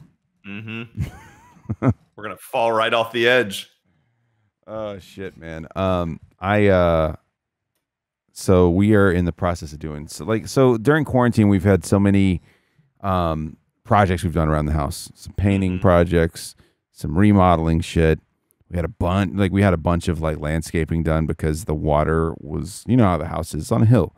So the water has been coming up to the house and basically sitting there for a little while before it either soaks in through the ground or goes around finally. So we had all that where the water's now rerouted around the house, which is nice. Oh, so you put in a little drainage to get it taken care of. Yeah. So down each side, we've got some actual stone and concrete drains that just push everything down the hill without sitting up against the house. And we're actually in the process of, in the next 2-3 weeks, we should be getting a backyard fence for our dogs. Nice. Which will be great. What kind? So it's going to be black vinyl coated chain link. Oh, wow. Okay. Yeah. Very cool. It'll be nice. We wanted to do something we would do normal chain link, but we didn't want to take away from, we got a nice view of the woods from our backyard. So I was like, man, I really don't want to take away from this. So we're going to spend a little bit of extra money and get the black chain link. Yeah. And also a reason not to do privacy in that case. Yeah. You don't have to do a privacy fence. So we love our neighbor, but her kids and grandkids are just the fucking worst. So I understand. So it'll be nice to kind of keep them sectioned off. They don't really pay attention to their dogs. So we just have dogs that roam over to our house and get our other dogs wound up. And I'm just like, God damn it.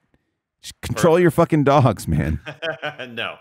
So out of the question. It'll be nice to not have to be able to let our dogs go outside, step outside, and not have to be constantly, all right, are they chasing something? Because not only that, so that hasn't been terrible. There's worse situations you could be in with a neighbor, but you know how this house is. There's a lot of fucking deer that come into the backyard, and the dogs chase the deer into the woods, and you have to get everybody back, and it's a pain in the ass. So it'll be nice to have that fenced in, and that'll be the last big outdoor thing before we do a bunch of stuff inside. But I'm just excited about getting a fucking fence. Yeah. Oh, totally. So it'll be cool. We got the property staked out by a company this past week, and actually our property's bigger than I thought it was. Oh yeah. Yeah. We're kind of gearing up for a conversation with the neighbor in question, because our line's a lot further over than I thought. A lot further over, almost touching her driveway. Kind of over. Oh wow. Yeah. So we're gonna we're in really good we're in very good relationship with her. so I'm not really worried about it for now. So we're gonna do the thing. So they got the stakes in the corners. They found the pins because they put pins in the ground. So they found the stake. So we got some neon line, like some landscaping line. We're gonna run it all the way up, wrap both, so that way the line's tight and you can see it. And we're gonna just show her like we're putting a fence right here. Like we just don't want there to be a line dispute because this company that came out and did this, they're like a big time surveying engineering company. Like so, I don't have any doubt that they weren't right about this because after they did it, I was like, wow, this is a lot further over than I thought. And we pulled it up on Google Maps and I was like looking at, and I know they're not perfectly scaled, but you know, you can flip between like the map view and the fucking satellite view. Yeah. And it'll have like the map will have the line of where the property is. Yeah. So you zoom into your lot and you put your finger on a line and then you switch to satellite view and they're pretty close. I mean, it's a little bit of difference, but yeah, we're going to have that conversation, be like, hey, this is where we're putting our fence. You know, I don't know what we're going to, and we're doing it as a courtesy because obviously that is our property, you know, according to this engineering, this surveying company. But we want to go ahead and do that up front before they start driving posts into the ground so that if there is a line dispute, if she does have a problem with it and wants to have it double checked, then that way we can kind of get that out of the way. We're just kind of nervous about it because like I said, we're in really good with her. It's just an older lady that lives by herself and her kids come over to play in her pool kind of thing. But when you get into shit like that, that's when it can start to turn.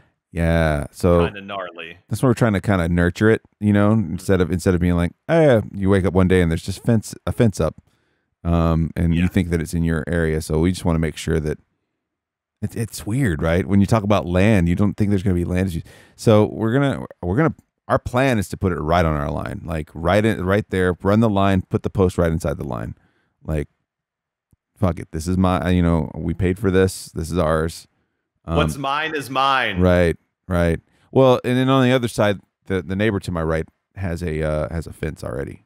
So we're actually going to go, her fence isn't in great shape. So we're going to come a little bit inside. We're going to leave a little bit of space so we can get back there and like weed eat and shit. When you say the one to the right, are you talking about looking at the house? Looking at the house. Looking at the house. Okay, from the front of it, looking at the front of the house, the one on the right. The one on the right. She already has a fence up. So, but we can't go, like, we were thinking about joining her fence, but her fence is in like really bad shape. It's a wooden fence. It's just an older wooden fence. It needs to have a lot of replacement done on it. So we're gonna like leave a gap big enough to get in there with like a weed eater to clear out the other side. And then we're just gonna have it nice and boxed in. We'll have a nice big backyard. But so we originally trimmed the tree line back a little further than when I got the place. And so we were like, well, no one owns this land behind us. We'll just trim back. Turns out, like, from where we trimmed back, we still own another like 30 feet. So nice. I was like, okay, well, we were like, shit, well, do we bring, because I thought where my original line was, where the original tree line was, I was like, am I going to have to put the fence there and then have all this clearing behind it? Or can I go back? We're just going to kind of go back and just hope nobody said anything, because no one can do anything with the land behind us because there's only a little bit before you hit like the bypass for our town. So which always blew me away. How close it was. Because I never realized how close it was until going there. Like even when I lived there, I didn't realize it. Yeah. Until we were there one time in like the fall or winter. Yeah. And it was like, holy shit, it's right there. It's right fucking there. And it's amazing how much during like the summer and spring months it dampens the sound, like all the leaves and shit. I mean, you can still hear it, but it's not like in the winter time you hear everything. But yeah, like if those trees weren't there, you could drive off of that, like with a golf ball off that back porch, and you'd be on the bypass. Absolutely. It's kind of nuts. Yeah. But yeah, we're getting that done. And so we're trying to get things cleaned up from around the house, just things we're not going to use anymore. And I was noticing today, so for some reason last week our recycling didn't run, you know. And we're really good about putting out our recycling and trash, because we go through way more recycling than we do trash. Probably because we drink a lot, but like but so they didn't pick up last week for some reason. They did leave me a voicemail that was, you ever get like a voicemail message from someone or from an automated system that's already halfway done by the time your voicemail picks up? Oh, yeah. That was this. It was just, it said, Sorry for the inconvenience. We appreciate you being a customer at blah, blah, blah, blah, blah. And I was like, all right, I don't know what that was about, but whatever. So I guess they just didn't do recycle pickup. So we got a shit ton of recycling right now because they only pick up every other week. Oh, wow. Okay. So I had some boxes and some recycling, and we have the little recycle area near the mall. So I was like, I'll just go over there and drop it off. Man, today I was fucking pissed. I was like, there was a lot of older folks that were there, probably like, I would say our parents' age, you know, but they were like, I pull in and you're only supposed to dump off recycling, and someone's pulling a mattress out of the back of a truck, and people are just dumping shit. Like there were like 3 different trucks there. One guy was pulling a mattress and a box spring out and leaning it up against the recycle containers, and another set of folks were pulling out like old, like they look like old like nightstands from the side of a bed, like this shit ain't recyclable. No, they just putting it and they're just setting it on the ground and leaving. And I was like, I cannot believe, like fuck old people for being pissed at younger folks, pissed at younger folks for not following the rules. Like, you assholes just get away with what you can. Oh, absolutely. And then you're gonna be pissed at people who didn't do what you thought they were gonna do. Well, then they get called out on it. And yeah. No, like, what do you do? It's like, hey, you know, this isn't a dump spot. They'll be like, why don't you mind your own fucking business? Yeah. Like, all right. Well, it just bugged me. It bugged me today. So I'm like, apparently we've decided to start printing something while I'm in here recording. Okay, cool. Well, I don't hear it, so that's good. That's good. Let's see what we have here. It'd be great if it just has a middle finger, just slowly started.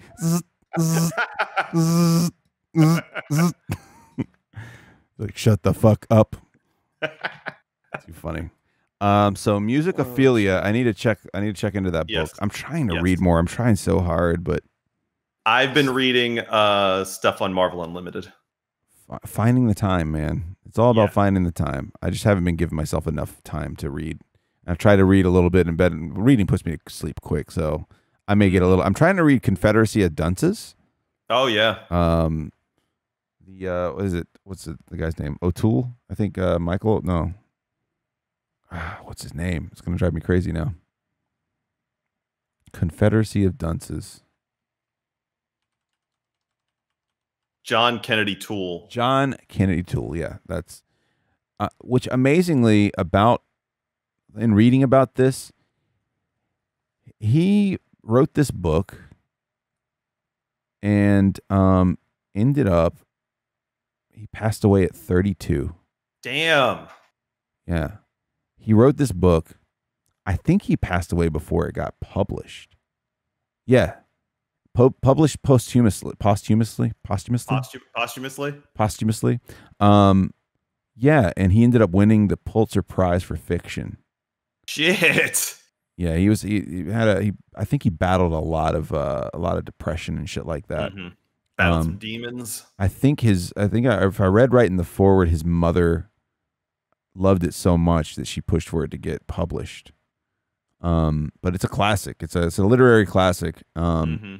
But he also wrote the Neon Bible. I don't know what that is, but but like one of his biggest hits is like a huge literary masterpiece, and you don't even get to live to see it take place. That sucks. It's a mind fuck, man. I have been reading, besides the Marvel stuff, which I've been reading Moon Knight on Marvel Unlimited, since they're going to have that show on Disney Plus. I wanted to learn a little bit about Moon Knight, which is fucking ridiculous. Is it kind of cool? Like it's just it's weird. Yeah, it's very weird. Oh, these aren't my digital orders. And then I actually ordered on the Kindle a book of short stories called Spoiled Brats. Okay. By an author named Simon Rich. And it's a lot of shit that's like, it's very millennial. It's a lot of shit from the point of view of it's written as if like helicopter parents and shit like that, and viewing how people are now versus an older way. It's pretty funny. The reason that I got this is I saw a picture on Reddit of Seth Rogen. He optioned one of the stories for a movie, that is about a guy that falls into pickle brine in the early 1900s and is brought out in like now, and he has to adjust to the world. And okay. So it's just sort of, I mean, it was pretty funny. It's been a pretty funny book. So those are the things I've been reading right now. I've been reading Moon Knight on Marvel Unlimited, and then the Spoiled Brats book. I also did order the Mary Trump book, Too Much and Never Enough. Okay. So I want to read that also. So yeah, those are the things I'm reading at the moment, or about to read. So something that might actually tie into that book you were talking about just now about what was it called? Spoiled Brats. Spoiled Brats. Yes. Yeah. I've been reading and I got this on Kindle, but it's The Coddling of the American Mind. How good intentions and bad ideas are setting up a generation for failure. And it kind of has to do with, it kind of chronicles where colleges started kind of started kind of keeping certain ideas off campus, and why that's dangerous, and why it's actually pretty good. Jonathan Haidt is one of the authors, and only $5 on the Kindle. That's a deal. $5. I think I bought it for a friend too. Let's see, I forget who I even sent it to. Oh, God damn it! Fucking Amazon trying to confirm everything. Oh, I sent it to Sister Bridget. Okay. It's really good. It probably has a little more to do. Like it probably falls in line a little better for her because she works on a college campus, so it might actually work out, and she actually interacts with students and stuff like that on a regular basis. So it might actually work out pretty well for her as far as professionally goes. But it's just interesting because they just kind of go over. It touches on helicopter parenting a lot. It touches on like just how dangerous the ideas of shielding people from even just hearing or knowing about differing opinions, and how dangerous that is. Like, I may not agree, and this is kind of like the opinion I had about social media for a long time was like, I don't want to block people because I want to know that stupid people are out there. I don't want to forget that. It's kind of like that. Like, it's just kind of knowing, hey, if you're going to, especially coming out of high school where it's not like a real life situation, as far as like the way the actual world outside of your high school bubble works, it's good to know that there's differing opinions out there. Absolutely. So it's kind of talking about the danger of people not knowing how to argue, how to argue their point. Like, because if you're just listening to the same shit over and over again in your bubble, then that's all you're going to have to talk about, and you're not going to know how to confront somebody who is basically challenging you on your points. It's a really good read. $5 is nothing for it too. That's absolutely nothing. That's very interesting. It's a really good book. It's like it's closer to like a psychology book. It's pretty good. It's so if you're into that kind of stuff, I would suggest it. I don't know. I haven't gotten far enough to know if they start giving you tips on any of that stuff, but it's just kind of showing you how like this happened and then this started happening. Like they started blocking this from occurring on campuses, and now these are the circumstances and effects of that. So it's kind of a cool thing. They did a really big write-up in the Atlantic that led to this book that was wildly popular. That was I think it was just called The Coddling of the American Mind.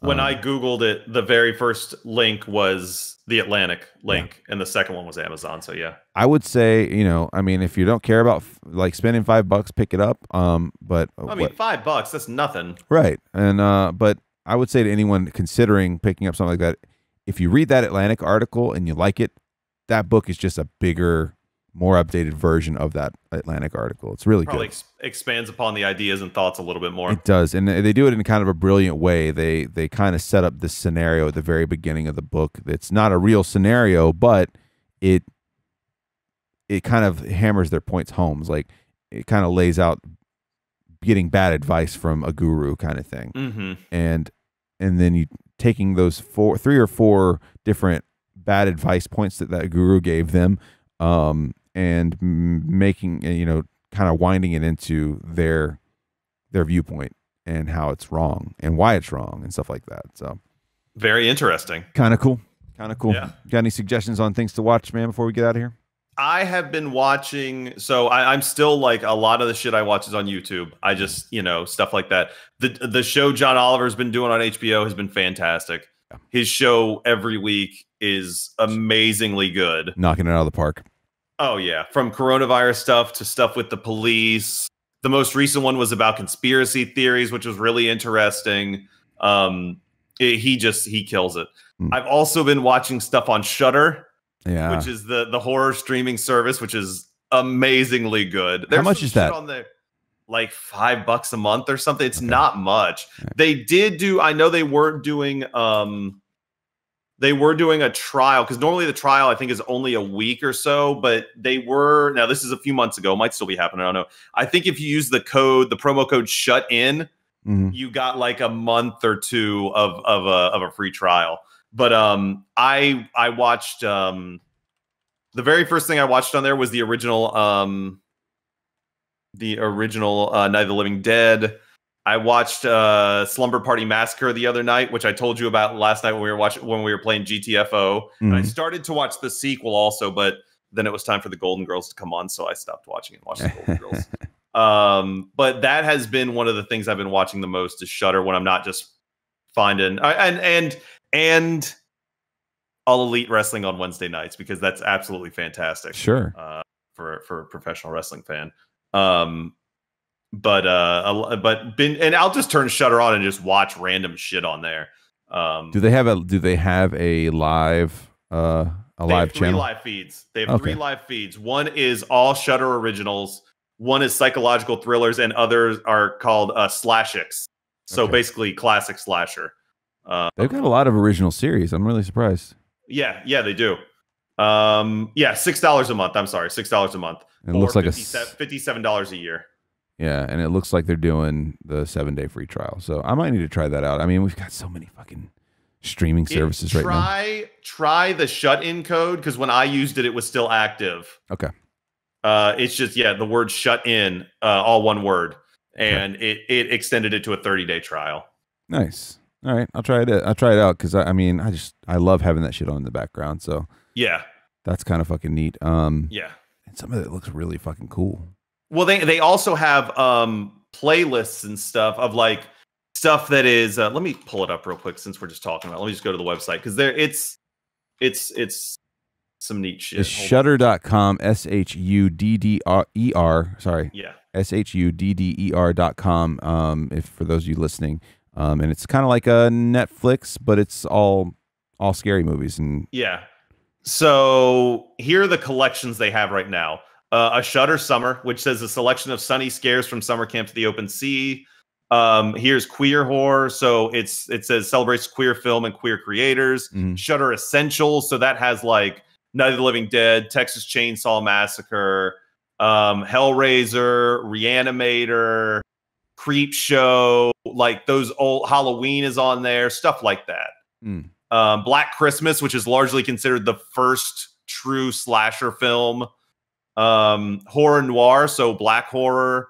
Anthologies, Love Sick, so stuff about love and horror. What else? I do know that they have a horror 101, so like foundations of horror, stuff like that. They do have the fucking show, the Eli, what was it? Eli Roth. The Eli Roth History of Horror is on here. They have a playlist that's all zombie stuff, East Asian stuff. They have a ton of shit. Let's see what's on their streaming shit, like what's on their actual channels right now. Well, if it'll load. It might not. No big deal. Either way, it's if you like horror and shit like that, it's pretty fucking good. Hell yeah. I'm gonna have to check it out. I think I might sign up for the trial just to fucking see how much I watch it. Yeah. It's kind of like you were talking about with music earlier. I have just sort of turned it on before. You just have it on in the background. Left it on. Yeah. Especially like the classic slasher stuff. I love it. Yeah. I love that classic slasher stuff. It's good stuff. We have been watching, like I said earlier, I'll Be Gone in the Night. Really fucking good documentary series on HBO right now. I've heard good things about the Perry Mason series that's on right now. We haven't started it or anything. We did finish Deadwood. We watched. I need to go back and watch that and watch the movie because we went through Deadwood. Yeah, you guys did talk about that. We went through Deadwood. Yeah. Yeah, I'm very jealous of the pictures you sent. It's kind of crazy because to see all that stuff and to see what your pictures were and then to watch the show. But there's 3 seasons in a movie. And it was really good. You could tell at some points, like you could tell in the 3rd season, at some points you're like, oh yeah, this was like shaking on the rails. Because just some of the writing choices they made, like had nothing to do with the story or anything like that. But you were kind of like, well, why was that even there? Like, what is going on? Like, what are you doing? And they did a good job with the movie because obviously time has passed for everybody who's acting. It was like a 13-year gap, I think. Yeah. But all they did was, I think they just pretended it was 10 years later after the 3rd season. So that's good enough. Everybody was aged, but it was completely explained why. It's been 10 years. But everybody in it's just really fucking good. And the fucking guy who played Al Swearingen, god damn it. What is his name? Ian McShane. Yeah, Ian McShane. There you go. Ian McShane alone could, like, he had some moments where there were like several moments where he was doing monologues. It was just him in a room by himself, talking to himself, but it was like Shakespearean to a point because the language was so different in that time period. Yes. And so, but he just leaned into it. Like, I cannot wait for you to rewatch it because I want to hear your thoughts on Ian McShane's portrayal of Al Swearingen. It's incredibly awesome. Like, it's so good. And like, I can't think of another show where like so many times I will just pause it and be like, God damn, he's awesome. Like, God damn, that's good. Like, he comes out of a rant and you're just kind of like, what the fuck did I just watch? This is so good. Yeah. So I don't know. I would highly suggest Deadwood. Other than that, Doom Patrol, I would suggest that. If you're kind of dipping your toe into Marvel shit, you'll really like Doom Patrol. Think of it like the X-Men if they were all a bunch of losers. Like, it's kind of like that. It's really fucking cool. But I know that you've got dinner coming up. Well, yeah, but we gotta do this music thing. Oh, we do. Do you have time? Yeah. Oh, yeah, we're fine. Just making sure I'm not we're good. stepping on your time there. No, we're good. So last time we were supposed to, we did this. We had selected the New York Dolls debut album was part of this Billboard 500 countdown. Rolling Stone 500 top albums. How long ago was that, though? That's been a while. I mean, I listened to it back then, but I fucking forgot what album it was. And then like an hour before we're gonna do this, you sent me just a picture of it. I'm like, oh. That was still It was still 2019. I'm pretty sure. Yeah. So we're gonna have to either go with another album or we're gonna have to get an extension. I'd say we go. I mean, if you want to, let's do this. I've listened to it a couple times. But I didn't do our normal thing where I wrote about every track or whatever. And I don't even know if I want to go forward with even that. I don't know. Yeah. I don't know because sometimes I can get a little. Let's do a new album. Yeah. Let's just do a new album. I will say this about it. Very much foundations of punk rock, very much, foundations of glam rock. Like, it was a little bit of both. Like, take punk rock and glam rock and smash them together. I could see how people in their teens and 20s would love this at the time when it was released. Oh, absolutely. But listening to it now, I'm just kind of like, it just doesn't resonate with me. And it's probably because I wasn't that age at that time. So you weren't living through that when that came out. Absolutely. I could see how it was revolutionary for its time, though.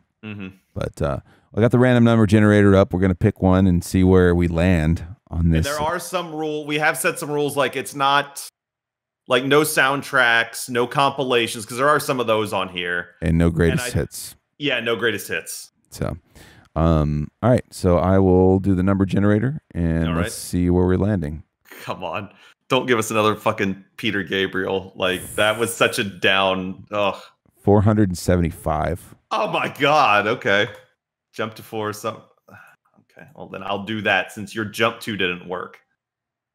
Jump to 475. And I'll tell you the ones right around it, like the 2 around it. All right.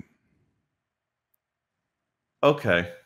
I don't like that look. Well, no. it's fine. It's just I'm fine listening to this. Mm. It's from 1979.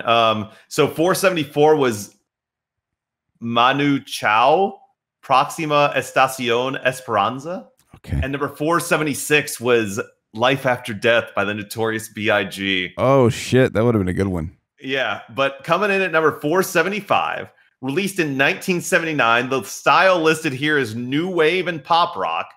It's the third album from the lead artist, the second with his band, and the first to officially credit the band on the cover. It is the album Armed Forces by Elvis Costello and the Attractions. Ooh. Armed Forces. I'm going to write that Armed down. Forces by Elvis Costello and the Attractions. Let's make sure this is on Spotify. It should be. There it is. Armed Forces by Elvis Costello and the Attractions. 13 songs, 39 minutes. Oh, that'll be an easy listen. Yeah, that'll be perfectly That'll fine. be an easy listen. All right, cool. So we'll check that out. Next time we record, we'll report in about it. I do enjoy doing this though. I think it's a lot of fun as far as like not even really forcing you, but allowing you a chance to listen to something you might not have normally picked up. So yeah, totally. We'll check it out, see what happens. Let's see, at Sheets Live on Twitch or Twitter, and Twitter then and Twitch. Yeah, both. So twitch.tv/Sheets Live. You're going to be streaming tonight too in a couple hours, right after dinner. Yeah, that's the plan. That's the plan. So check him out, give him a follow. I think you tweet out when you go live. So if they're following you on Twitter, they'll be able to know when you're live. So check him out there. And if you want to follow me, Lopez Radio, it's at Lopez Radio on all social media, lopezradio.com for the podcast. Of course, you're here. And then I stream every Tuesday, Wednesday, and Thursday. Oops, wrong one. Tuesday, Wednesday, and Thursday, and Sundays on Twitch, twitch.tv/Lopez Radio. I'll catch you guys next time. Sheets, thank you very much, buddy. Thank you.